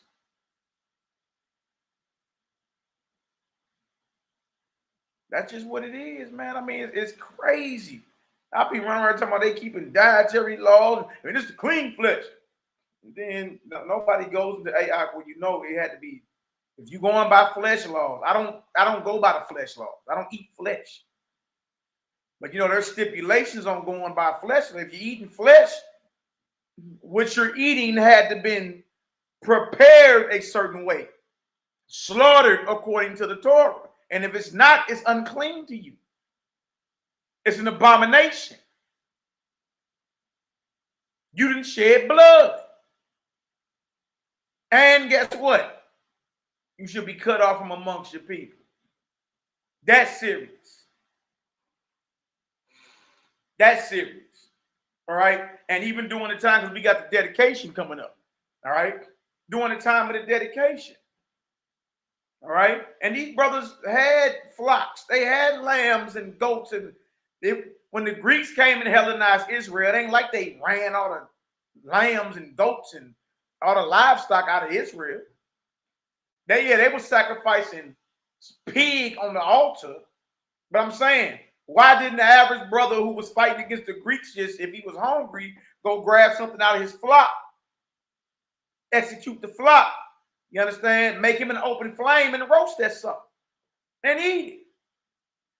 See, most of y'all don't know that because the altar is profane and the temple was under attack. With the Maccabees, including Judah Maccabees, and all those who was riding with them, what they understood is we can't lawfully even eat the flesh because there is no righteous priest at the altar, you understand, to righteously prepare this thing. And if that ain't the case, look, y'all, in our case, there ain't no temple and there ain't no altar. Then guess what, y'all? Flesh off the menu. The flesh you can eat in Leviticus 11 and Deuteronomy 14 is contingent upon it being prepared according to the Torah, slaughtered according to the Torah. Even if you go back and read about Abraham and Isaac, you know, and Noah, man, they ate meat. All these niggas talking about what these men ate. Now, if you want to roll with that, cool. But all you got to do is just look at the story. Slow down. Abraham told old boy, go prepare this. Look up the word prepare. All you got to do is just look it up. All right? Same thing Isaac told Esau. Go, make this. Same word for prepare. Meaning they prepared it according to the law. Abraham, Isaac, and Jacob knew the law before Moses was even born. They had not, look, Abraham was building altars all over the promised land. Which means the laws of preparation and sacrifice he knew about as well. You see that? If that's what you want to roll with. But you talking about men that lived thousands of years ago versus what you got in front of your face right now. Ain't none of you Negroes building no altars. Ain't none of y'all no righteous priests. So here come the next excuse. We know Mashiach died and the veil in the temple rent. So you got a right to eat food offered to idols now? Is that what you're saying? You got a right to eat meat offered to idols. I mean, it don't matter how it's slaughtered now. A Mashiach died so I can eat it. Nah, you sound like one of them pig meat eating preachers. That's why James, the leader of the Nazarene movement, the Messiah's brother, told Paul, tell the Gentiles to stay away from meats offered to idols. What is that according to the Torah? Every brother I ask tell me, damn, bro, I don't even know. Well, how you know you're not eating it then? If you don't know. Then when we go show them, dang, so I'm gonna eat my meat. Hey, you know, I can't make you do nothing, bro. Your blood ain't on me. I don't know how a Negro reads stuff like that soul should be cut off, and he has spilled blood, and it is abomination. And then we go read about the abomination, Isaiah 66, the swine, the mouse, and the abomination. And y'all, the abomination, he ain't even talking about pork, shrimp, crab, and lobsters only. He talking about lamb, goat, and oxen that have not been properly slaughtered according to the Torah. It's an abomination. Oh, wait. And if it ain't no temple, it ain't no altar, guess what? You don't even got the prerequisites. You ain't even got what's needed for you to be throwing dead flesh down your mouth. And that's y'all talking about y'all go by flesh laws. I don't eat flesh, so I ain't got to worry about it. But if you don't go by flesh laws, you got to be about that. Now, during the time of the Maccabean revolt, they knew that. They knew the temple under attack. We ain't got no right to go. And look, Judah Maccabee and them came from a family of priests.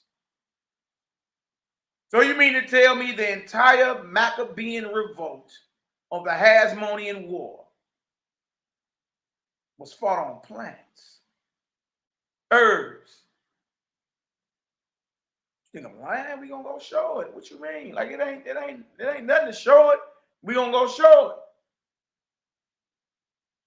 Yeah, they are in violation of the flesh laws. Absolutely, yeah. Absolutely. You run into Leviticus 11, Deuteronomy 14, talking about what you can eat. And then we like, yeah, but that's contingent on it being properly offered and slaughtered according to the Torah. There ain't nobody in this earth. Who in this earth you know slaughtering flesh according to the Torah? Who? Who? Look, I don't care if they got their own flock. They ain't doing it out of Torah say do it. Guaranteed. Who you talking about? Who you talking about? Because all we got to do is go read it, and I guarantee everything the Torah say, in order for it to be accepted, you can't even do it. Well, if you can't do it, guess what? You can't eat it. Talking about what Abraham ate with some angels. If you're going to roll with that and believe that. But look, Abraham ain't never went to no Gentile meat market and bought he ain't buy no flesh out the grocery store. Or went to a Gentile slaughterhouse.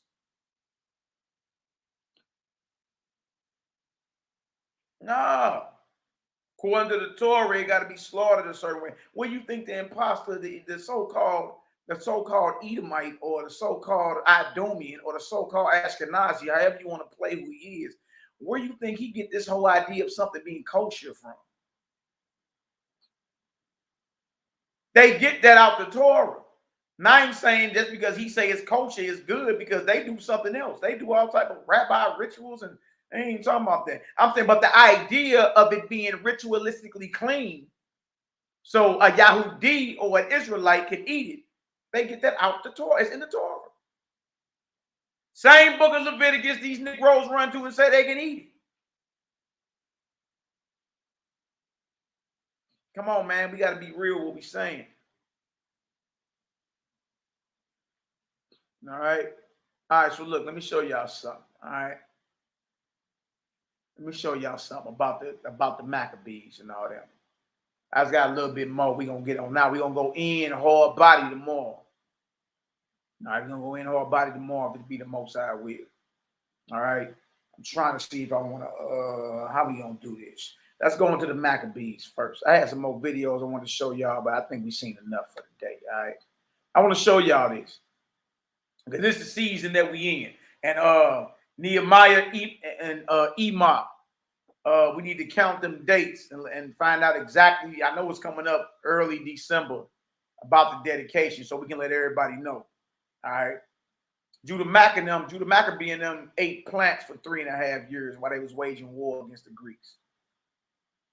Which means they understood about the Torah laws concerning sacrifice and preparation of dead flesh. All right.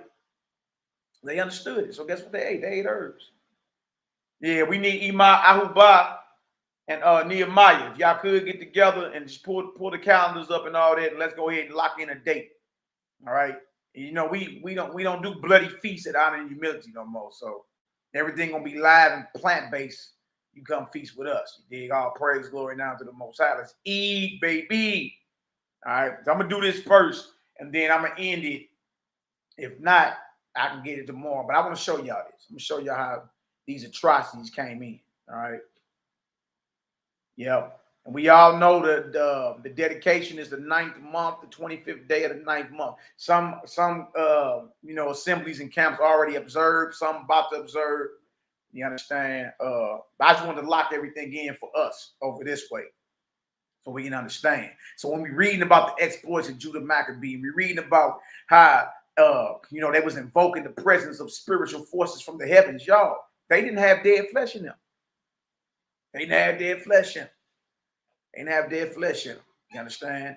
And that shows that they understood about Leviticus chapter 17 and Leviticus chapter 7. They understood that because they didn't want to be defiled or polluted. You understand? Because the temple is under attack and the altar is profane. Well, they understood they didn't have a right to eat the flesh. Understood that. See that? And being that we have no temple, it ain't just a temple under attack. Ain't no temple no more. You see that? And it ain't no altar. All right? Don't let nobody try to use Messiah's death as an excuse. Well, you know, Messiah died in the veil in the temple ripped, so you got the right to eat flesh no matter how it's slaughtered. No matter how many cancer pus cells is shot up his rectum, you got a right to eat that. He died so you can eat meat offered to devils and idols. Is that what you're saying? No, well, no, okay. Now, Messiah ain't died for you to throw all the flesh down your throat that's offered to idols. What makes it offered to idols according to the Torah? That's what you need to be asking. Ask people that. That's it. What is meat offered to idols according to the Torah? Don't nobody know. If you don't know, my first question was, well, how you know you're not eating meat offered to idols? Yeah, that's in the New Testament, Acts 15:29. How you know you ain't eating meats offered to idols? New Testament, Acts 15:19-21. Pollutions of idols, meats offered to idols, food offered to idols. No, you're not doing that according to the Torah. If you don't know what it is. But you coming against what you coming against these brothers for telling you stop eating the flesh, but you don't know if you eating flesh offered to idols or not. Would you like to find out what it is? Them all the questions I've been having. Look, I've been calling meetings around St. Louis. I've been bumping into brothers like, look, we gonna talk about the elephant in the room or not. Man, Mally, ain't no elephant in no room. Yes, it is. You've been running your mouth. I just don't say nothing on social media, but you've been running your mouth. So what is meat offered to idols according to the Torah? Nobody knows. Nobody knows. Well, bro, if you don't know, for one, what you're talking crazy for, two, how you know you're not eating meat offered to idols? That means you're in violation.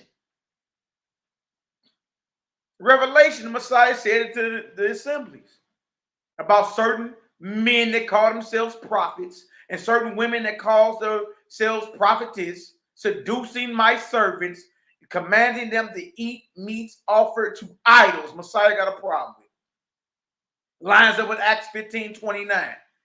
The Messiah's little brother James, problem with it. Paul say, eat whatever sold in the meat markets, don't ask no questions. That's problematic. It's problematic. Paul say he that eateth herbs is weak. Problematic. You gonna call Judah Maccabee weak? He'd have cut your head off, boy. It's problematic. Certain things are problematic. That's it. That's it. And it's just all where you stand at. You understand? I choose to roll with Mashiach and his anointed, appointed apostles. That's it.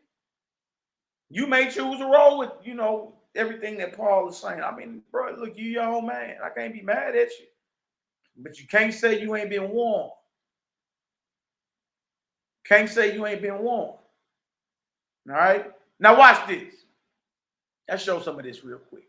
So we got this coming up. Pete in the building. Bless up, all right? Blessing to you and your family, my brother. Hold on, y'all. Let me share the screen real quick. Now let's get into this. Let's get into this real quick.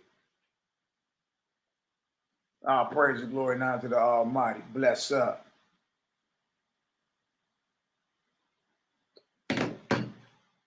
All right, bless up, bless up, bless up. My Abdiel in the building. Bless up, Shalom, comrade. My brother got a good heart, man. My brother right there. All right, first Maccabees.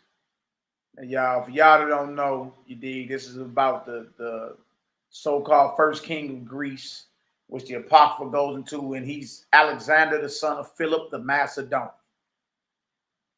All right. This is the beginning of Hellenization. All right. What is Hellenization? Is Greek culture that is spread by force unto all its subjects. All right. All right. All right. Now look at this. This is history. This is history. All right. And it happened. It's First Maccabees 1:1. And it happened after that Alexander, son of Philip the Macedonian, who came out of the land of Kittim, had smitten Darius, king of the Persians and Medes, that he reigned in his stead, the first over Greece. And you can line this up with Daniel, the 8th chapter. The first horn is the first king of Greece. Okay? That's history knows him as Alexander the Great. All right? They call him Alexander the Great. Wasn't nothing righteous about him. Just because you're called great don't mean you're righteous. Babylon is called great. America is called great. All right? But Alexander, the son of Philip the Macedonian, all right, who came out of the land of Kittim, Greece, had smitten Darius, king of the Persians and Medes, that he reigned instead, the first over Greece, and made many wars and won many strongholds, and slew the kings of the earth, and went through to the ends of the earth and took spoils of many nations, insomuch that the earth was quiet before him, whereupon he was exalted and his heart was lifted up. All right. Verse 4, and he gathered a mighty strong host and ruled over countries and nations and kings who became tributaries unto him. Yeah, so he put a tax on everybody. Allows you to rule, but you got to pay a levy. You got to pay a tax. And after these things, he fell sick and perceived that he should die. All right, very young man. I think it was 20 when he took over. Died at the age of 32. Young man. Wherefore he called his servants, such as were honorable and had been brought up with him from his youth, and parted his kingdom among them while he was yet alive. 4 homeboys, 4 generals. 4 generals. All right. The Seleucid. That's where you get the Seleucid Empire. That's where Antiochus Epiphanes come out of. All right. You got the Ptolemies that ruled Egypt.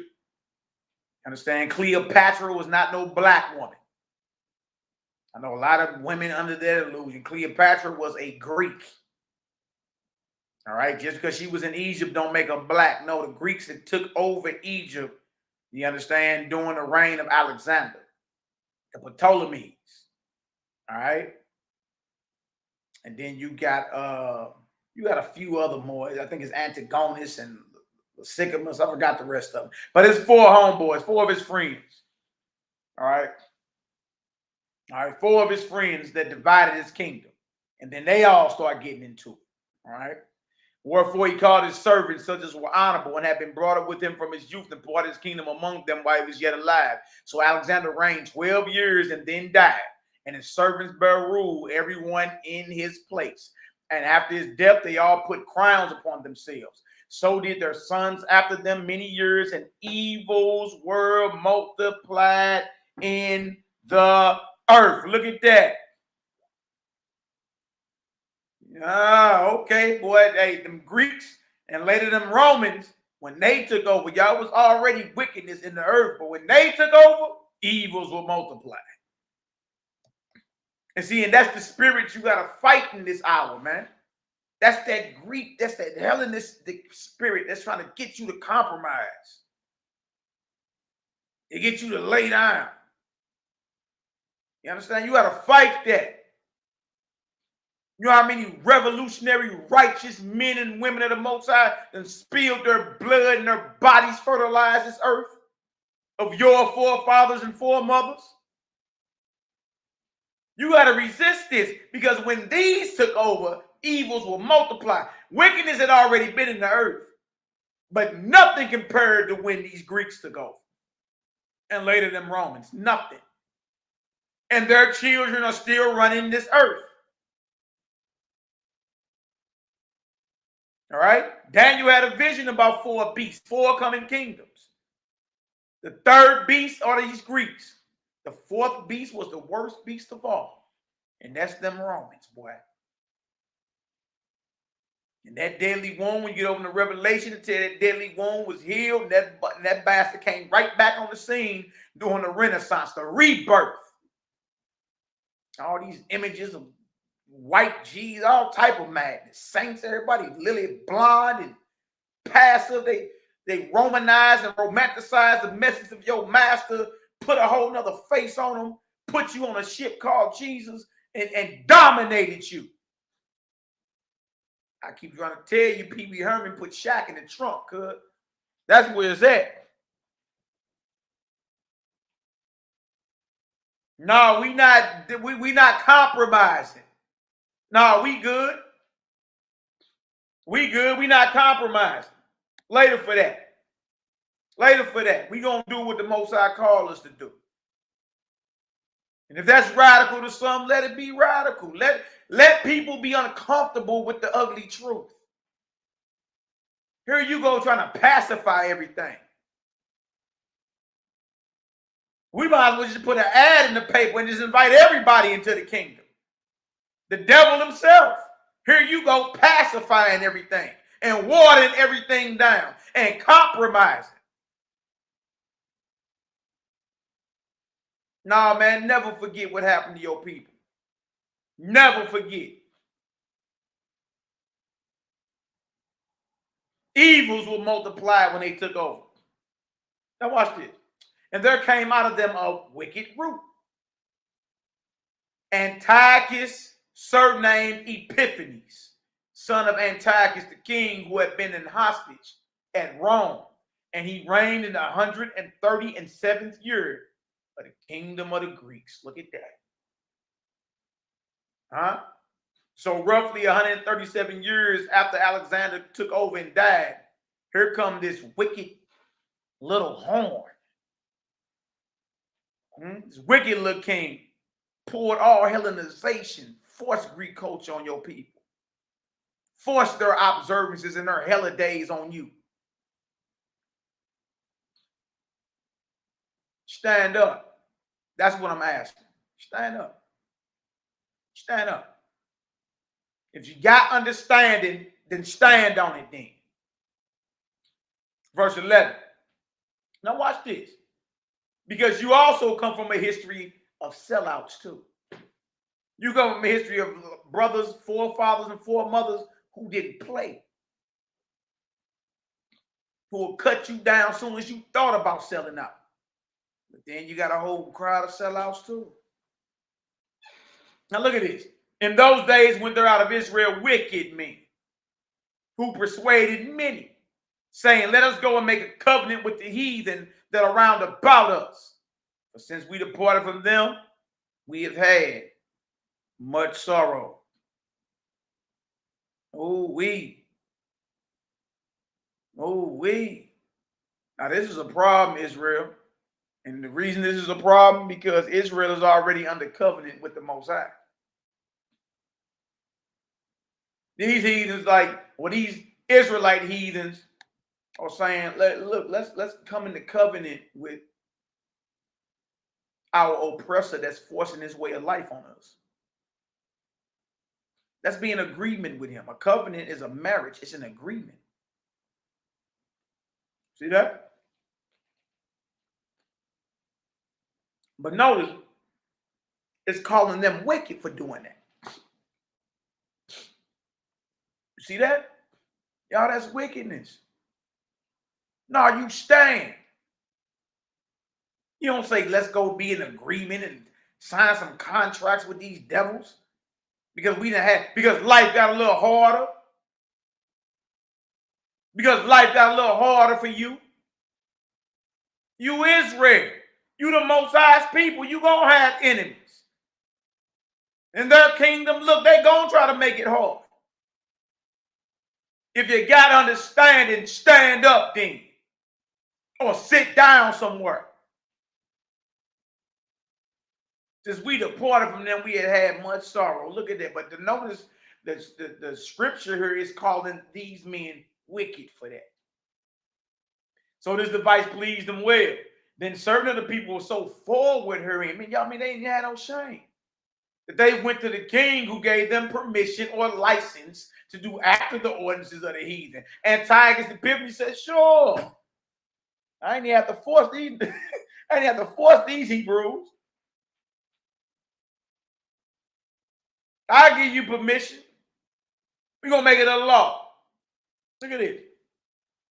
Whereupon they built a place of exercise, a gymnasium at Jerusalem, according to the customs of the heathen, the track and fields, working out jack naked. Huh?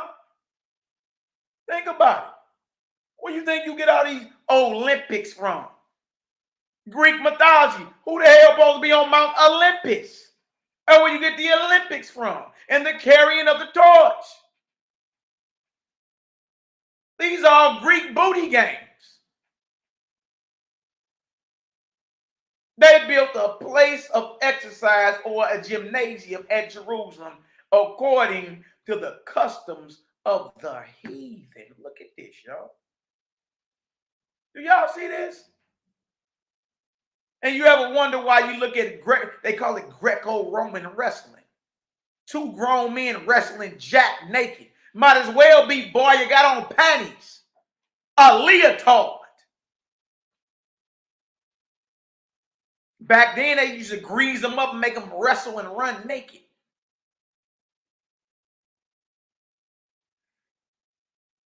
It's the same thing. Track and field, they out there naked. What are you talking about? Oh, she made the Olympic team. Man, come on, man. Come on, man. That's all Greek culture. That's Hellenization. And look, the Negro today pledging he in fraternities and sororities, and you go harder than them damn Greeks. What are you doing?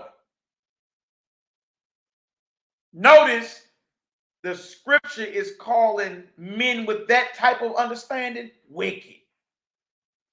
Women with that type of understanding wicked.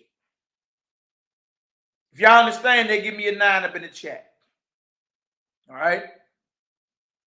Call them wicked. Out there running and wrestling jack naked. Don't make no sense. It's not your culture. I know. It's going to make somebody mad. I know. It's going to make somebody mad. Y'all remember a couple years ago, it was a video on Facebook, YouTube, one of them, man. And it was a Q dog. It was a Q dog, I guess a little conference. Man, it was a hall full of these buff Negroes. All of them in a single file line. All of them following behind each other in a single file line like we used to be at school. Y'all with their rectums hanging out. Huh? Rear end all exposed. You can't be serious.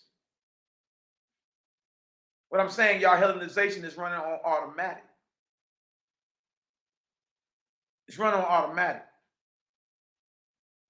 You know what I mean? You got to be careful.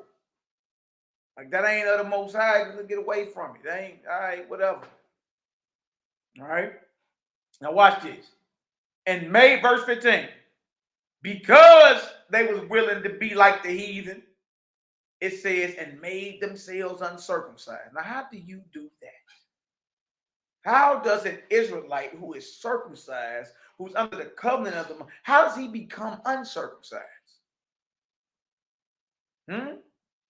By taking on the customs and mannerisms of your oppressor.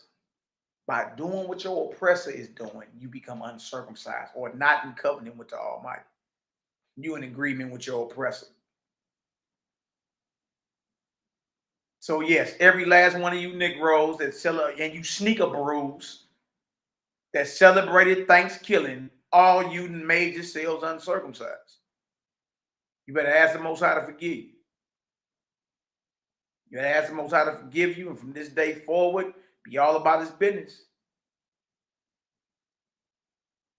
Because you make yourself not in covenant or not in agreement with the Almighty by coming into agreement with your enemy. Y'all know this, that revolutionary talk, man. You know, I know this rattle and scare a lot of heathens and Negro, but look, you'll be all right. You'll be all right. We gonna tell you stand up or sit down somewhere. If you gotta understand and stand on. Because you become uncircumcised when you start doing what your oppressor is doing. So we made themselves uncircumcised and forsook the holy covenant and joined themselves to the heathen and were sold to do mischief. Look at this. Look at this. I'm going to jump down for time's sake. Now look at this. Verse 20. Feast of Dedication, y'all, December the 11th through the 18th. I knew I was right up in there somewhere, Imam. Knew I was right up in there somewhere. All right, so y'all, we're gonna make sure we get together and, you know, chop it on up. You know what I mean? Even if we don't do nothing extravagant, we're gonna make sure we live. All right, we live and we chopping it up about these things, and we, you know, challenging our brothers and sisters to stay, you know, stay focused. Keep that revolutionary mindset of your Messiah, man. He wasn't with all that go along to get along, none of that. A rock of stumbling and a stone of offense. All right? So y'all mark your calendars, December the 11th through the 18th. Nehemiah. I'm trying to get Nehemiah to, you know, spearhead this thing. You and him. All right? If y'all don't mind. My plate kind of full, but, you know, we kind of need somebody to go ahead and just put the dates on out there and get it done. You know, man, Nehemiah be going off, y'all. Y'all got to get on your brother. All right, now look at it. And after that Antiochus is smitten in Egypt, he returned again in the 143rd year and went up against Israel and Jerusalem with a great multitude. Now look what happened. Look what happened. And entered proudly into the sanctuary. Talking about the temple now. Temple's under attack, right? And took away the golden altar. Oh, wait. And the candlestick of light. And all the vessels thereof. And the table of the showbread. And the pouring vessels. And the vials. And the censers of gold. And the veil. And the crown. And the golden ornaments that were before the temple. All which he pulled off. Temple under attack. Remember, I made a bold statement. If the temple was under attack and the altar is profane, what's on the menu? What's on the menu? We gonna see. We gonna see what's on the menu, because right now, obviously, the temple is under attack during this time. Right? If you understand that what we are reading shows that the temple is under attack by these Greeks who are Hellenizing Israel. If you understand that, give me a 4 up in the chat. 4 for the tribe. Let's get it. All right? We ain't trying to lose nobody. Look what's happening. Temple is under attack. All right, verse 23.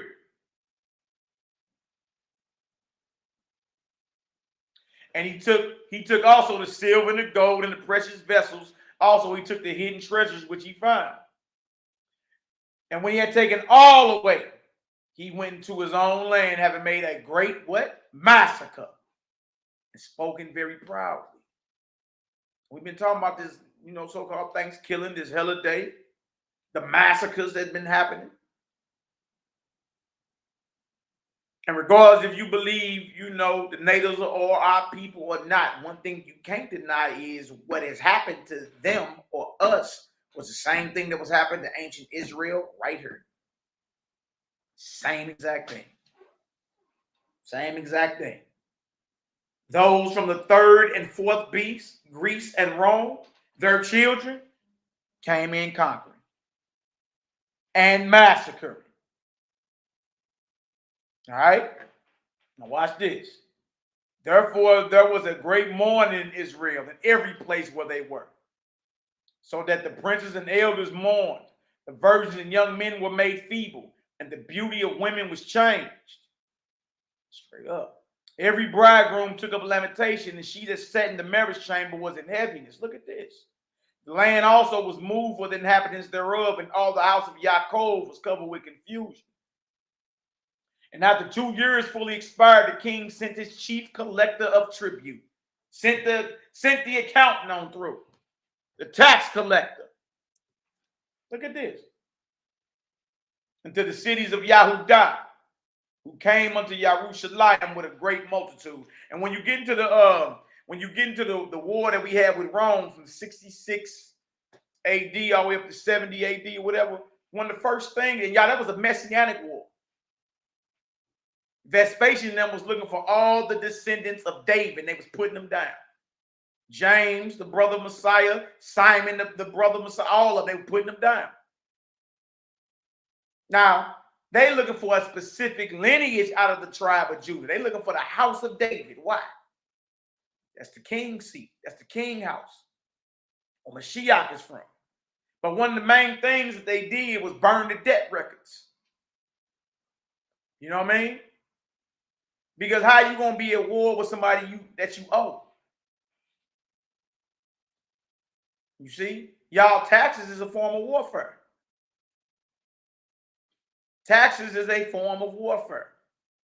When the levied a tax against you, boy, I put a lien on you. Now look what he did. And y'all, this the tax collector, the chief collector of tribute. Look at this. And spake peaceable words unto them. But all was what? Deceit. Just like what happened to our native brothers and sisters. And spake peaceable words unto them, but all was deceit. When they had given him credence, he fell suddenly upon the city and smote it very sore and destroyed much people of Israel. And when he had taken the spoils of the city, he set it on fire and pulled down the houses and walls thereof on every side. But the women and children took they captive and possessed the cattle. Then builded they the city of David with a great and strong wall and with mighty towers, and made a stronghold for them. They put therein a sinful nation, wicked men, and fortified themselves therein. They stored it also with armor and victuals. And when they had gathered together the spoils of Jerusalem, they laid them up there, and so they became a sore snare. For it was a place to lie in wait against the sanctuary, temple, and an evil adversary to Israel.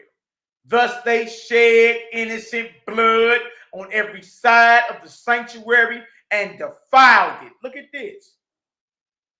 Look at this. And defiled it. Y'all, the very same thing that happened over here on Turtle Island. Jekyll Island, aka the USA, is the very same thing that was happening to our forefathers and foremothers in ancient Israel during this time of the year. You understand? Well over 2,000 years ago. This is happening before Mashiach even comes. And so much that the inhabitants of Jerusalem fled because of them. Whereupon the city was made a habitation of strangers and became strange to those that were born in her, and her children left her. Her sanctuary was laid waste like a wilderness. Her feasts were turned into mourning, her Sabbaths into reproach, her honor into contempt. As had been her glory, so was her dishonor increased, and her excellency was turned into mourning. Moreover, King Antiochus wrote to his whole kingdom that all should be one people.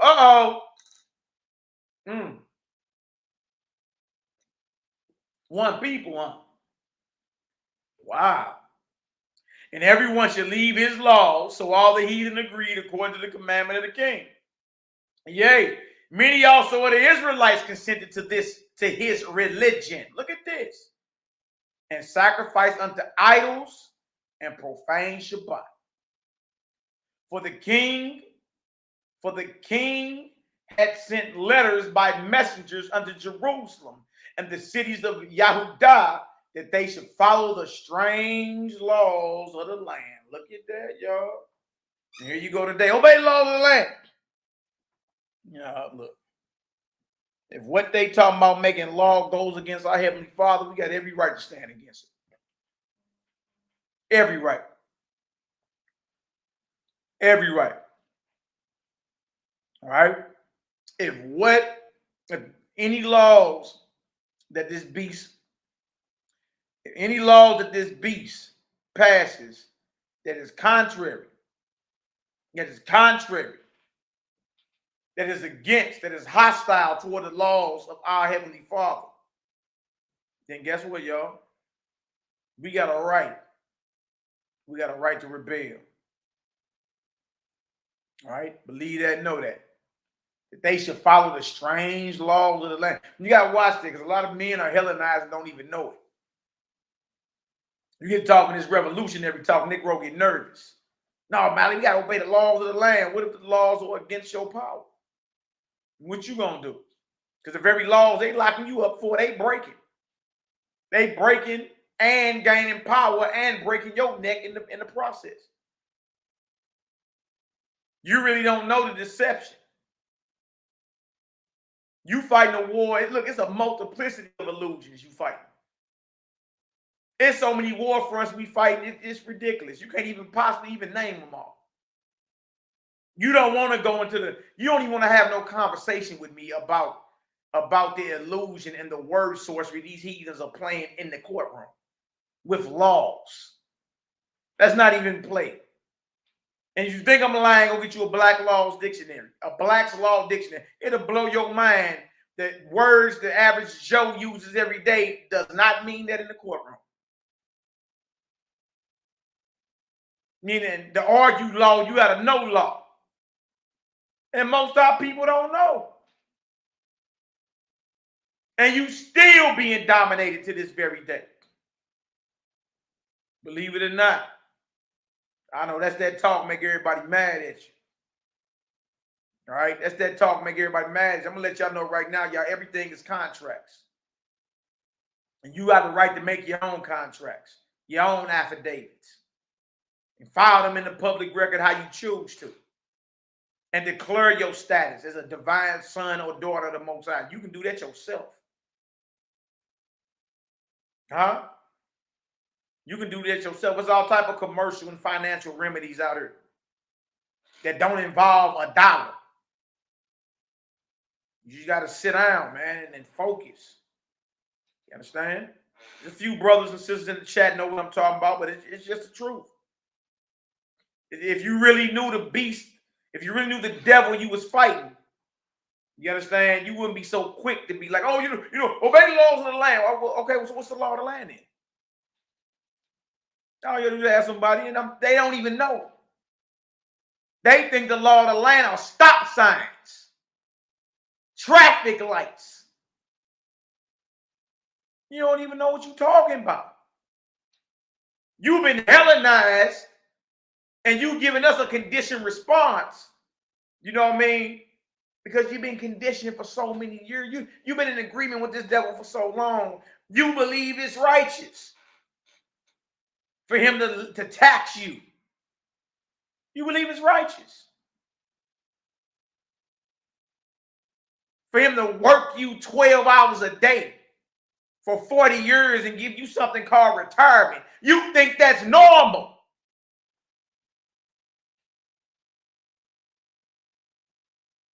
Give you something called Social Security. Also, your social status is security, is it? Stop it, man. You don't even know. Look, you don't even know the level this beast done went to keep you in chains, to keep you in bondage, to keep you in darkness. And it's just running on automatic right now. That's it. It's running on automatic. You don't even know. You just all you know is the job, work 12 hours, and man, look, you giving all your time over to the devil, and you ain't got no time to be no husband, no wife. You ain't got no time to pour into your children. You ain't got no time to do nothing. You ain't got no time to tap into the kingdom of heaven within you. You ain't got no time for no spiritual development. Because you in bondage, believe it or not. Now notice what the king did. For the king had sent letters by messengers unto Jerusalem and the cities of YHWH that they should follow the strange laws of the land, and forbid burnt offerings and sacrifice and drink offerings in the temple, and that they should profane the Shabbat and festival day, and pollute the sanctuary and holy people, set up altars and groves and chapels of idols, and sacrifice swine's flesh and unclean beasts. That they should also leave their children uncircumcised and make their souls abominable with all manner of uncleanness and profanation, to the end that they might forget the law and change all the ordinances. And whosoever would not do according to the commandment of the king, he said he should die. Look at this. Look at this. Yeah, I was on back then. All right? It was on back then. All right? Jump down to verse 53. And drove the Israelites into secret places, even wheresoever they could flee for comfort, succor. Now, the 15th day of the month Caslu, the 145th year, they set up the abomination of desolation upon the altar. Oh, wait. You mean tell me the abomination of desolation has been set up before? No way. And builded idol altars throughout the cities of YHWH on every side, and burnt incense at the doors of their houses and in the streets. And when they had rent or torn in pieces the books of the law which they found, they burnt them with fire. And whosoever was found any book of the covenant, or if any committed to the law, the king's commandments was that they should put him to death. This did they by their authority unto the Israelites every month, to as many as were found in the city. Now, this don't sound that much different. This don't sound that much different than what we just was looking at about the massacre of the Pequot, or the dark history of Thanksgiving. Look at this. 59. Now the 5 and 20th day of the month, they did sacrifice upon the idol altar, which was upon the altar of the Most High. Look at that. They built a whole altar to a whole nother god, Jupiter. And put it on top of the altar of the Most High. At which time, according to the commandment, they put to death certain women that had caused their children to be circumcised. Look at that. And they hanged the infants about their necks and rifled their houses and slew them that had circumcised them. Howbeit, many in Israel were fully resolved, and confirmed in themselves not to eat any unclean thing. Remember that. Remember that. Now, the unclean thing ain't just the pork, shrimp, crab, and lobsters. All right? It's also the meat that the men are claiming they can eat. It has not been sacrificed or slaughtered how the Torah say it must be slaughtered. We just watched the video about what they're doing to the turkeys, y'all. That's not lawful.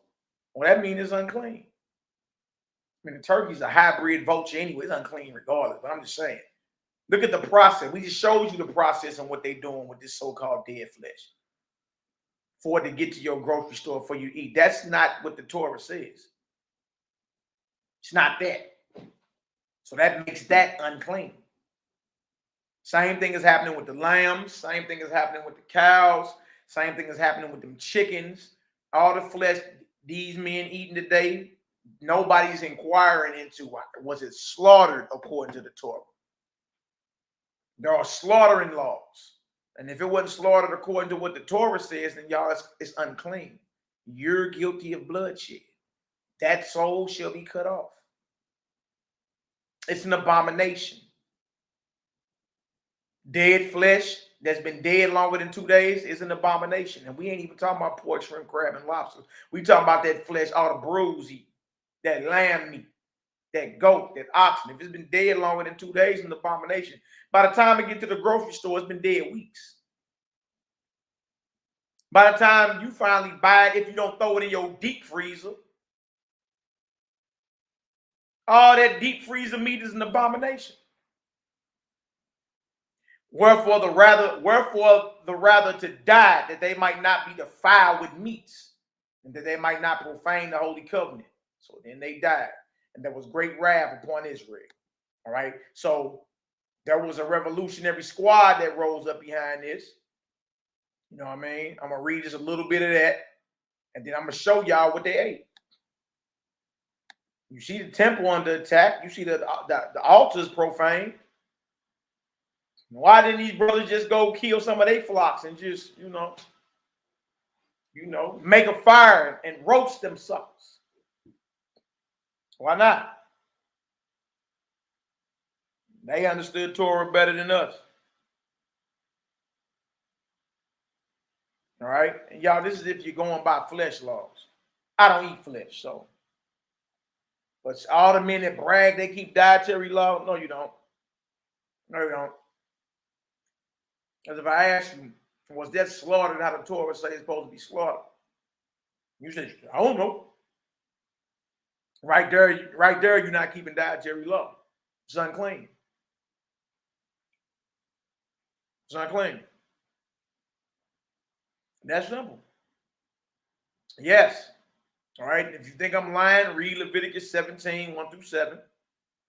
Also read verse 13, because that tell you what's supposed to happen with the blood.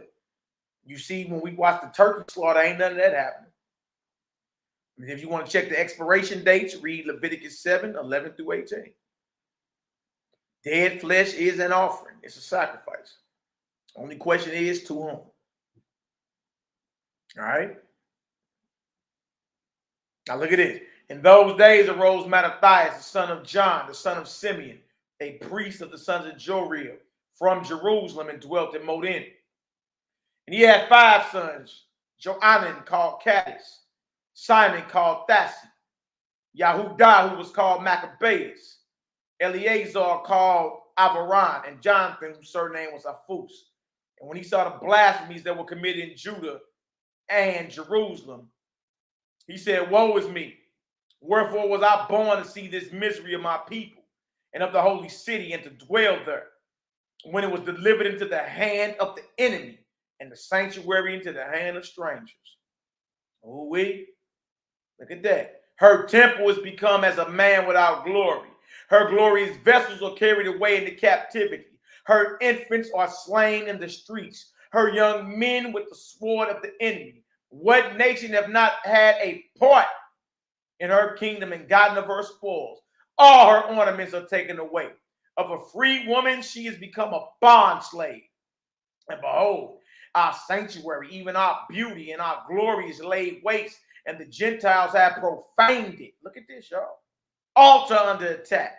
Temple under attack. What did these men eat? To what end, therefore, shall we live any longer? He said, ain't no point in living. We being dominated. We being Hellenized. Ain't no point in even living no more. Y'all see this? Oh, wait. I know somebody mad. Then Mattathias and his sons rent their clothes and put on sackcloth and mourn very sore. In the meanwhile, the king's officers, such as compelled the people to revolt, came into the city of Modin to make them sacrifice. And when many of Israel came unto them, Mattathias also and his sons came together. Then answered the king's officers and said to Mattathias on this wise, thou art a ruler and an honorable and a great man in this city, and strengthened with sons and brethren. Look, they're trying to soften them up. You got to watch their spirit. That's the spirit that make you compromise. Now, therefore, come thou first and fulfill the king's commandment, like as all the heathen have done. Yea, and the men of YHWH also, and such as remain at Jerusalem. So shall thou and thy house be in number of the king's friends, and thou and thy children shall be honored with silver and gold and many rewards. No, we ain't for sale. We ain't for sale. You got to get that in your mind. Are you for sale or not? Are you a sellout or not? This brother and his son like, nah, no deal. We ain't for sale. You can't give me all the money in the world to get me to break on this. And this is what the world is missing today. Strong brothers and sisters who have strong convictions. Strong, righteous, moral convictions. All right? Y'all, the only thing matters is your legacy. All right? You ain't never seen a U-Haul behind no hearse because you ain't taking none of the stuff you got with you. Only thing that matters is what you leave behind. Remember that. All right? Now look at this. Then Mattathias answered and spake with a loud voice, though all the nations that are under the king's dominion obey him, and fall away every one from the religion of their fathers and give consent to his commandments. Yet will I and my sons and my brethren walk in the covenant of our fathers. Look at that, y'all. We're going to walk in the covenant of our fathers. Yah forbid that we should forsake the law and the ordinances. We will now hearken to the king's words that go from our religion, either on the right hand or the left. Now, when he had left speaking these words, there came one of the Jews in the sight of all to sacrifice on the altar, which was at Modin. See, that wasn't even in Jerusalem. Showing you that ain't the only place where an altar has to be at. See? Look at this. According to the king's commandment, which thing when Mattathias saw, he was inflamed with zeal, and his reins trembled. Neither could he forbear to show his anger according to judgment. Wherefore he ran and slew him upon the altar. Also the king's commissioner, who compelled men to sacrifice, he killed at that time. And the altar he pulled down. Mattathias wasn't no joke. Mattathias put that boy down. He put the sellout Yahudi down and that Greek down. Couldn't take it. You see? Now your bodies are the temple of the Almighty.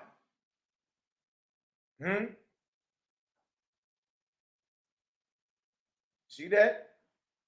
And with as much zeal as he did physically, you need to be doing that spiritually. Everything can't come up in this vessel. It's just what it is, y'all. It's just what it is. Thus dealt he zealously for the law of Yah, like as Phoenix did unto Zambri, the son of Salom. And Mattathias cried throughout the city with a loud voice, saying, whosoever is zealous of the law and maintaineth the covenant, let him follow me. So he and his sons fled into the mountains and left all that ever they had in the city. Look at this. Then many that sought after justice and judgment went down to the wilderness to dwell there. So they was in the wilderness. They was out there with them insane brothers and sisters, huh? Because they and their children and their wives and their cattle, both they and their children and their wives and their cattle, they had flock. Remember that. Because afflictions increased sore upon them. Remember that. They had their cattle. There it is right there. Y'all mark that. 1 Maccabees 2 and 30. So they had livestock with them. They are a priestly family. But remember, altar under attack. You dig? Temple under attack. Did the Maccabees and them eat their flesh? Did they eat the flesh of their cattle? No way. Let's see. Let's go to 2 Maccabees 5. Let's show it. All right. 1 Maccabees 2 and 30 showed that they what? They had cattle with them. So when they got hungry, why didn't they just kill the livestock? Oh, wait. Somebody gonna be mad. Somebody gonna be mad. I know. Somebody gonna be mad.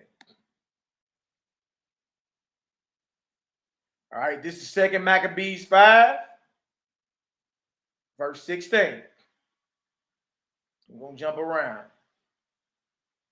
All right, we see that they had cattle. If you understand that Mattathias, his sons, their wives, their children, and their cattle all went into the wilderness. They actually had livestock with them. If you understand that, give me a 5 up in the chat. We ain't trying to lose nobody. All right? They had livestock with them. So when they got hungry, why didn't they just eat their flocks? See, we bag them down with the script.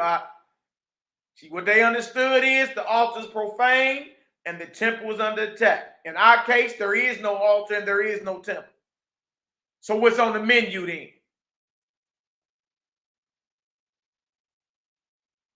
That's right, brother YHWH'S. Same thing in the wilderness, y'all. When they prayed for flesh, they had cattle, right? Why they didn't just kill the cattle? If you're supposed to be chewing on the dead flesh of animals, why they didn't just kill the cattle that they had? After all, they just slit the throats of over 1 million lambs, didn't they? Oh, we got a problem here. We really have a problem here. They had cattle. 1 Maccabees 2 and 30. The temple is under attack. The altar is profane. What's on the menu then? Watch this. Watch this. And taking the holy vessels with polluted hands and with profane hands pulling down the things that were dedicated by other kings of the augmentation and glory and honor of the place, he gave them away. And so hardy was Antiochus in mind. And so hardy was Antiochus in mind that he considered not that the Most High was angry for a while for the sins of them that dwelt in the city, and therefore his eye was not upon the place. For had they not been formerly wrapped in many sins, this man, as soon as he had come, had forthwith been scourged and put back from his presumption, as Helodorius was, when Seleucus the king sent of Judah treasury. Nevertheless, the Most High did not choose the people for the place's sake, but the place for the people's sake. And therefore the place itself that was partaken with them of the adversity that had happened to the nation did afterward communicate in the benefits sent from the Most High. And as it was forsaken in the wrath of the Almighty, so again the great master being reconciled, it was set up with all glory. So when Antiochus had carried out the temple 1,800 talents, he departed in all haste unto Antiochia, weaning in his pride to make the land navigable and the sea passable by foot. Such was the hardiness of his mind. Look at this. Temple under attack. He robbing the temple. Oh, wait. He left governors to vex the nation at Jerusalem, Philip for his country at Phrygian, and for manners more barbarous than he that set him there. And at Gerizim, Andronicus, and besides Menelaus, who worse than all the rest bearing heavy hand over the citizens, having a malicious mind against his countrymen, the Yahudim. Menelaus was a sellout Hebrew who became uncircumcised, who compromised. Now look at this. I'm going to jump down.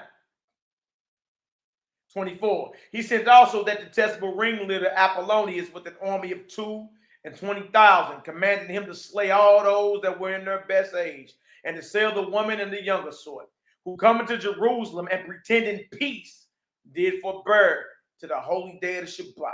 When taking the Yahudim, keeping holy day, he commanded his men to arm themselves. And so he slew all them that were going to the celebrating of Shabbat, and running through the city with weapons, slew great multitudes. 27. But Yahudah Maccabee, with 9 others or thereabout, withdrew himself into the wilderness, and lived in the mountains after the manner of beasts with his company, who fed on herbs continually, lest they should be partakers of the pollution. Y'all see that?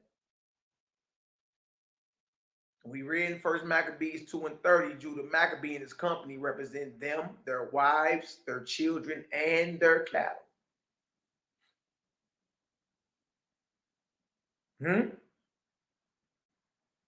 So why didn't they chew on the cattle that they had? What did they know? They said, we got to feed or eat on plants or herbs continually. Because guess what, y'all? If the temple is under attack, and guess what? The altar is profane, you lawfully can't even kill or slaughter that animal to throw it in your mouth. Yes, there are Torah laws of preparation. Even when you go back and read the Abraham story in Genesis 18, read verse 6. Look up the word he says he told old boy, dress it. Look that word dress up. It's asah in Hebrew. It means to prepare it according to the Torah, ritualistically. Genesis 26, verse 4 and 5, Abraham knew the laws. If you want to say Abraham ate dead animal flesh with an angel, if you believe that, well, you got at least go with the fact that if you're going by flesh laws, well, Abraham knew about the law of sacrifice and the laws of how to properly prepare the flesh. The laws of slaughtering. Look it up. Genesis 18:6. It'll blow your mind. Look that word up for dress. All right. Then when you get over to the Isaac story, Isaac told Esau go in Genesis. We told Esau to go, get him some venison. Make it. Look that word makeup. It's the same word for dress in Genesis 18. Prepared, slaughtered according to the law. And where you going now? Noah too. Now Noah made a sacrifice on an altar, didn't he? Okay, he built an altar. No, what the Maccabees and them understood is what we've been understanding the past few months. Y'all, if the altar is profane and there ain't no righteous man of the Most High to even perform it, you can't eat. You'll become polluted or defiled. Wait. Now, I know that made somebody mad, but I know that inspires some people as well. You know what I mean? So, all praise and glory now to the Most High. All right. Right. No, ain't eating no animals. That's right. I know they didn't believe that. I just be, holding cats they own. They claim they go by flesh laws. Hey, well, the men you claim ate flesh in Genesis, they knew the law of the Most High before Moses was born. And that law for the flesh would also include what? The laws of slaughtering and preparation. That right there just dropped the whole thing. That just bagged him down. Because we read in 1 Maccabees 2:30 that they had cattle. And we read where when all that hell broke out, they went into the wilderness and ate what continued? Herbs, not lamb chops, herbs. Continually. Lest they should be partakers of defilement. You mean to tell me if they would have ate on their cattle or chewed on that dead flesh while the temple was under attack and while the altar was profane, they would have been unclean? Yeah. Well, I tell you that it's an abomination. It's unclean. Oh, wait. Oh, wait. Oh, wait. All praise and glory now to the Most High, brothers and sisters. Y'all stand strong out here, man. You dig? We love y'all indeed in truth. Y'all got some understanding, give us a Yahoo up in the chat. Give us a Yahoo up in the chat. All right. Yahoo up in the chat. All praise and glory now to the Most High. Yeah, she brew light. A lot of men are already stuck in their understanding. You dig? So, you know, if any of them brothers want to have a chop session, we can have one. Yeah, but I'm brothers already stuck. Like I already, you know, some of them brothers believe you can eat the hog meat and all type of madness, man. Like, come on, man. You dig? My thing is to present it, show it, and you know, answer a few questions. So I mean, they allow me to present what I'm talking about. We can get it done. You dig? But you know, I know about them. You know what we've been talking about and shook Israel up. We've been going hard on it for like 7 months now. You dig? And we on Nazarene edition part 46. By the time we get to 100, y'all, I'm be like, y'all remember the first one we did where everybody blew a blood vessel. Well, where they at? They thought we was gonna run out of gas. Where they at? Where they at? I done called everybody out since then. I done called everybody out. Nobody. One brother said, "Man, I don't even want no smoke." All right, it's all good, bro. And nobody was like, "You dig? All right, what's up?" That's it. So, you know, it's all praise to the Most High. But I mean, when you get called to the mat and you don't come outside, you sneak out the back door and start running your mouth, then, I mean, what do we call it? Y'all know what we call it in the streets.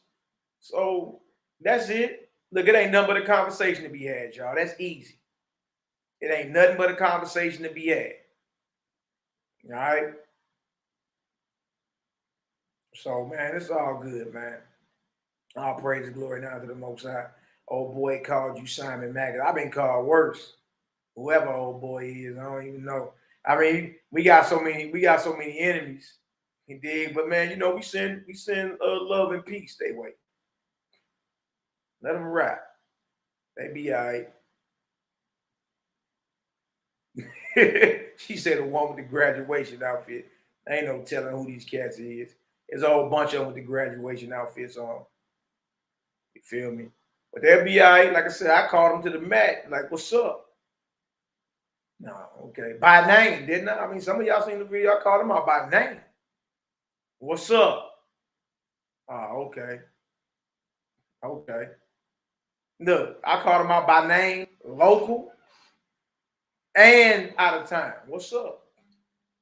It ain't nothing to it but to get it done. It's easy work. But y'all, when I be running into brother, that don't be about none of that. It just be smiles, you know, the giggles. And I'm like, look, we gonna talk about the elephant in the room or not. That's it. Either we gonna talk about it or not. Maybe you not ready to see it. I mean, I heard you. All right. Absolutely. Absolutely.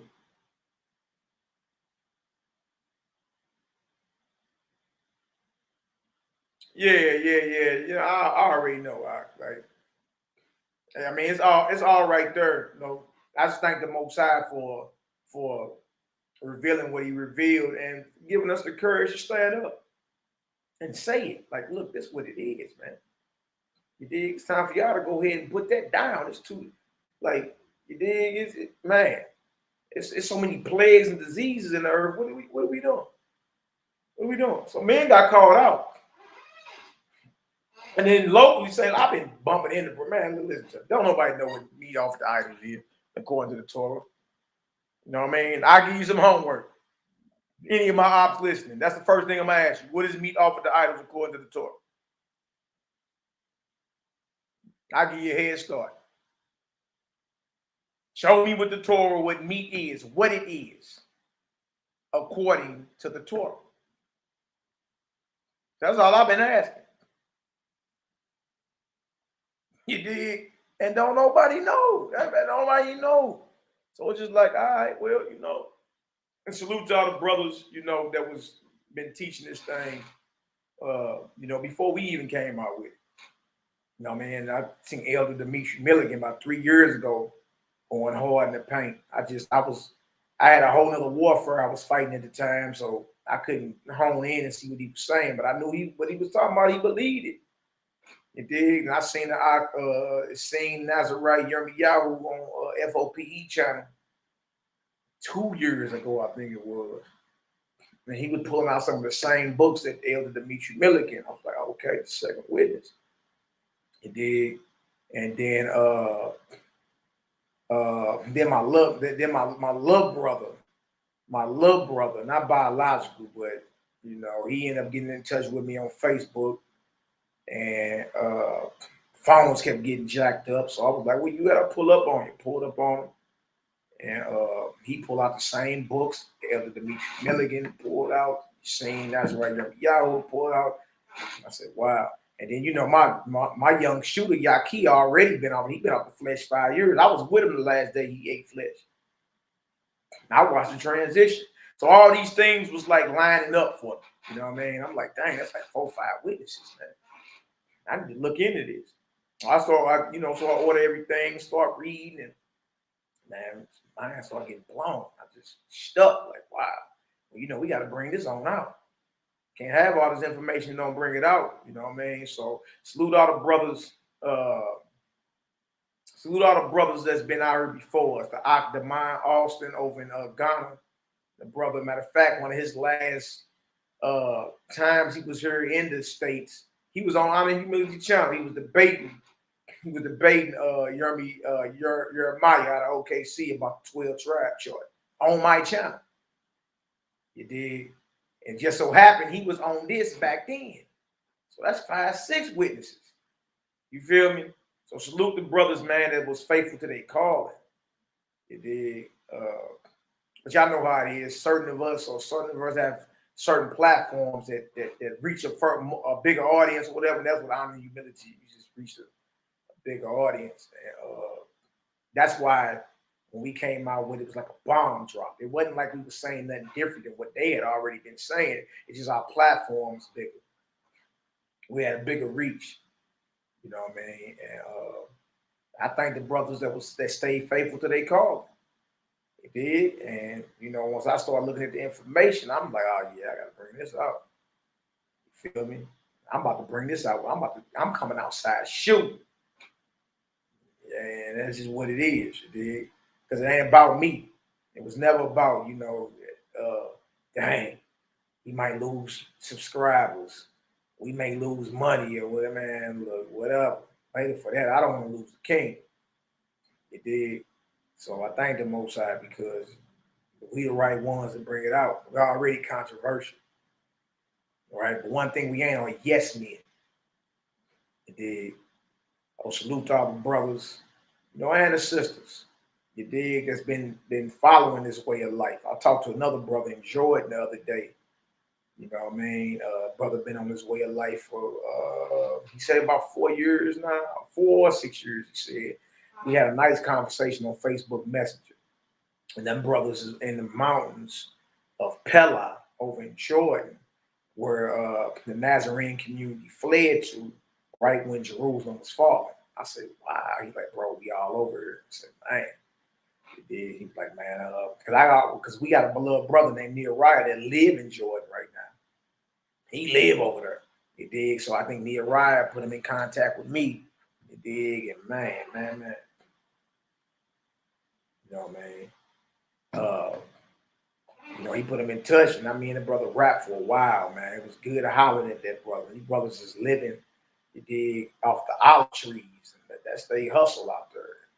So, you know, we got some things in the making. We need to go ahead and make that community flourish. Right there right across from Jerusalem, right there in Jordan. Land very fertile and all that. So I'm like, that's what's up, Ock. So we got a lot of things in the making, but when the Most High, you know, put something on me to say, I gotta say it. Don't matter what nobody gotta say. I don't care. And you know, we lost a lot of fakers. A lot of people was faking the funk. You dig? And what people really felt about us came right to the surface. Because if it was love, like everybody claiming, man, it's love, then it should be nothing but a conversation to be had.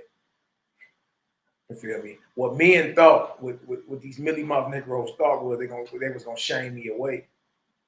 You understand? Nah, I'm the right brother to sit in the seat of adversity. I'll sit in that fiery seat. That's whatever. Especially when I know it's right. If I know what I'm doing is right, then I'm standing on it. You know what I mean? I'm going to stand on it or die on it.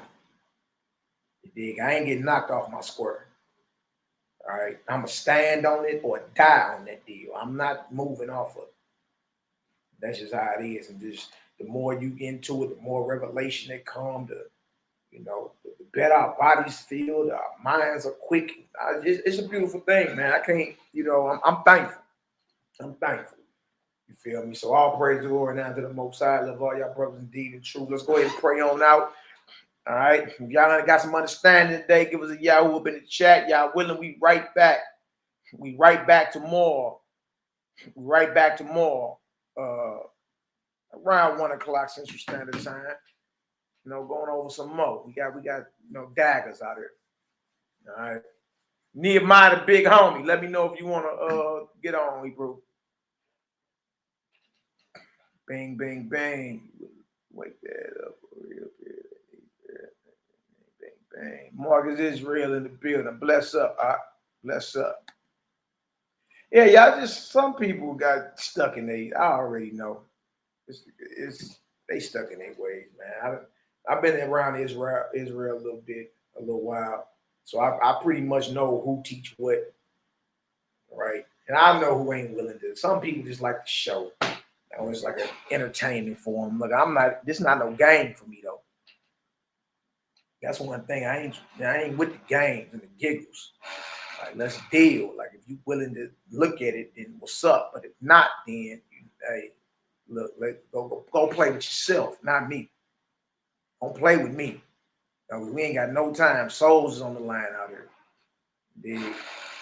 All right, y'all, let's go ahead and pray on out. Our praise and glory now to the Most High, owner, creator, and possessor of everything there is. Forever live his anointed, beloved Son in the hearts and minds of all you brothers and sisters. All right. Shout out to all the haters, jaw jackers, and naysayers. We love y'all too. It's all good, man. We even send love and peace into the hearts of all our enemies. Because we sure got a lot of them. All right. Forgive them, Father, for they don't know what they doing. All right. All praise and glory now to the Most High. Bless up. Bless up. All right. All right. Remember, y'all, we want to bring before the throne of the Most High, the mother of our NehemiYAH. We want to bring before the throne of the Most High, the family of our Brandon Lewis. We want to bring before the throne of the Most High, the family of our Print Blake. Y'all, so many prayer requests coming in these hours. You know what I mean? All our families, may the spirit of comfort you, brothers and sisters, man. A lot of us are losing family members in these hours, succumbing to certain diseases, succumbing to violence. It's a lot. It's a lot. You understand? But keep your head in the game, Israel. Keep your head in the game. All right? All praise and glory now to the Most High. All right, we're going to face Jerusalem. Let me drink some water real quick. Let's offer up these prayers. Balance out your mind. Balance out your spirit. Let's rock. Let's rock. Heavenly Father, Yahweh, Yahweh, El Yon, the owner, the creator and possessor of all there is. In the name, power, and authority of Yahushua, the Nazarene, Malek, Yahudim, we unleash the fire of the Holy Spirit against every unclean spirit, sickness, and disease. In the name, power, and authority of Yahushua, the Messiah, we rebuke every unclean spirit, sickness, and disease. In the name, power, and authority of Yahushua, the Nazarene, Malek, Yahudim, the unblemished Lamb, we come against every unclean spirit, sickness, and disease. In the name, power, and authority of Yahushua, the first begotten Son of the Heavenly Father, we wage war, attack, and come against the entire kingdom of darkness. Yahushua, you are our mighty one, our King, our Redeemer, our provider, our healer, our protector, the destroyer of the devil and all his works. Use us as your battle axe and weapons of war to give sight to the blind, hearing to the deaf, speech to the dumb, and strength to the lame.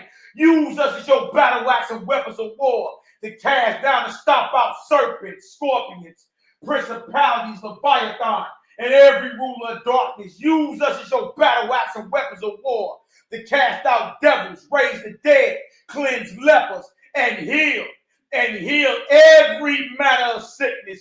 Use us as your battle axe and weapons of war, that wherever our presence is felt and wherever our shadow is seen, the devils cry out and flee, and your people are delivered. In the name, power, and authority of YHWH'S, the Nazarene, MALAKIMAC, we bring before your throne all the sick in Israel. We bring before your throne the mother of our beloved brother NehemiYAH. We bring before your throne the daughter of our brother Mordecai Enoch. We bring before your throne the family of our Prince Blake. We bring before your throne every prayer request in this very hour, Heavenly Father, and we touch and agree. We touch and agree to bind up these plagues, to bind up these sicknesses, and cancel them right now by your eternal spirit. In the name, power, and authority of YHWH'S, the Nazarene, MALAKIMAC, Heavenly Father, in the name, power, and authority, we bind on earth. Your word says whatever we bind on earth is bound in heaven, and whatever we loose on earth is loosed in heaven.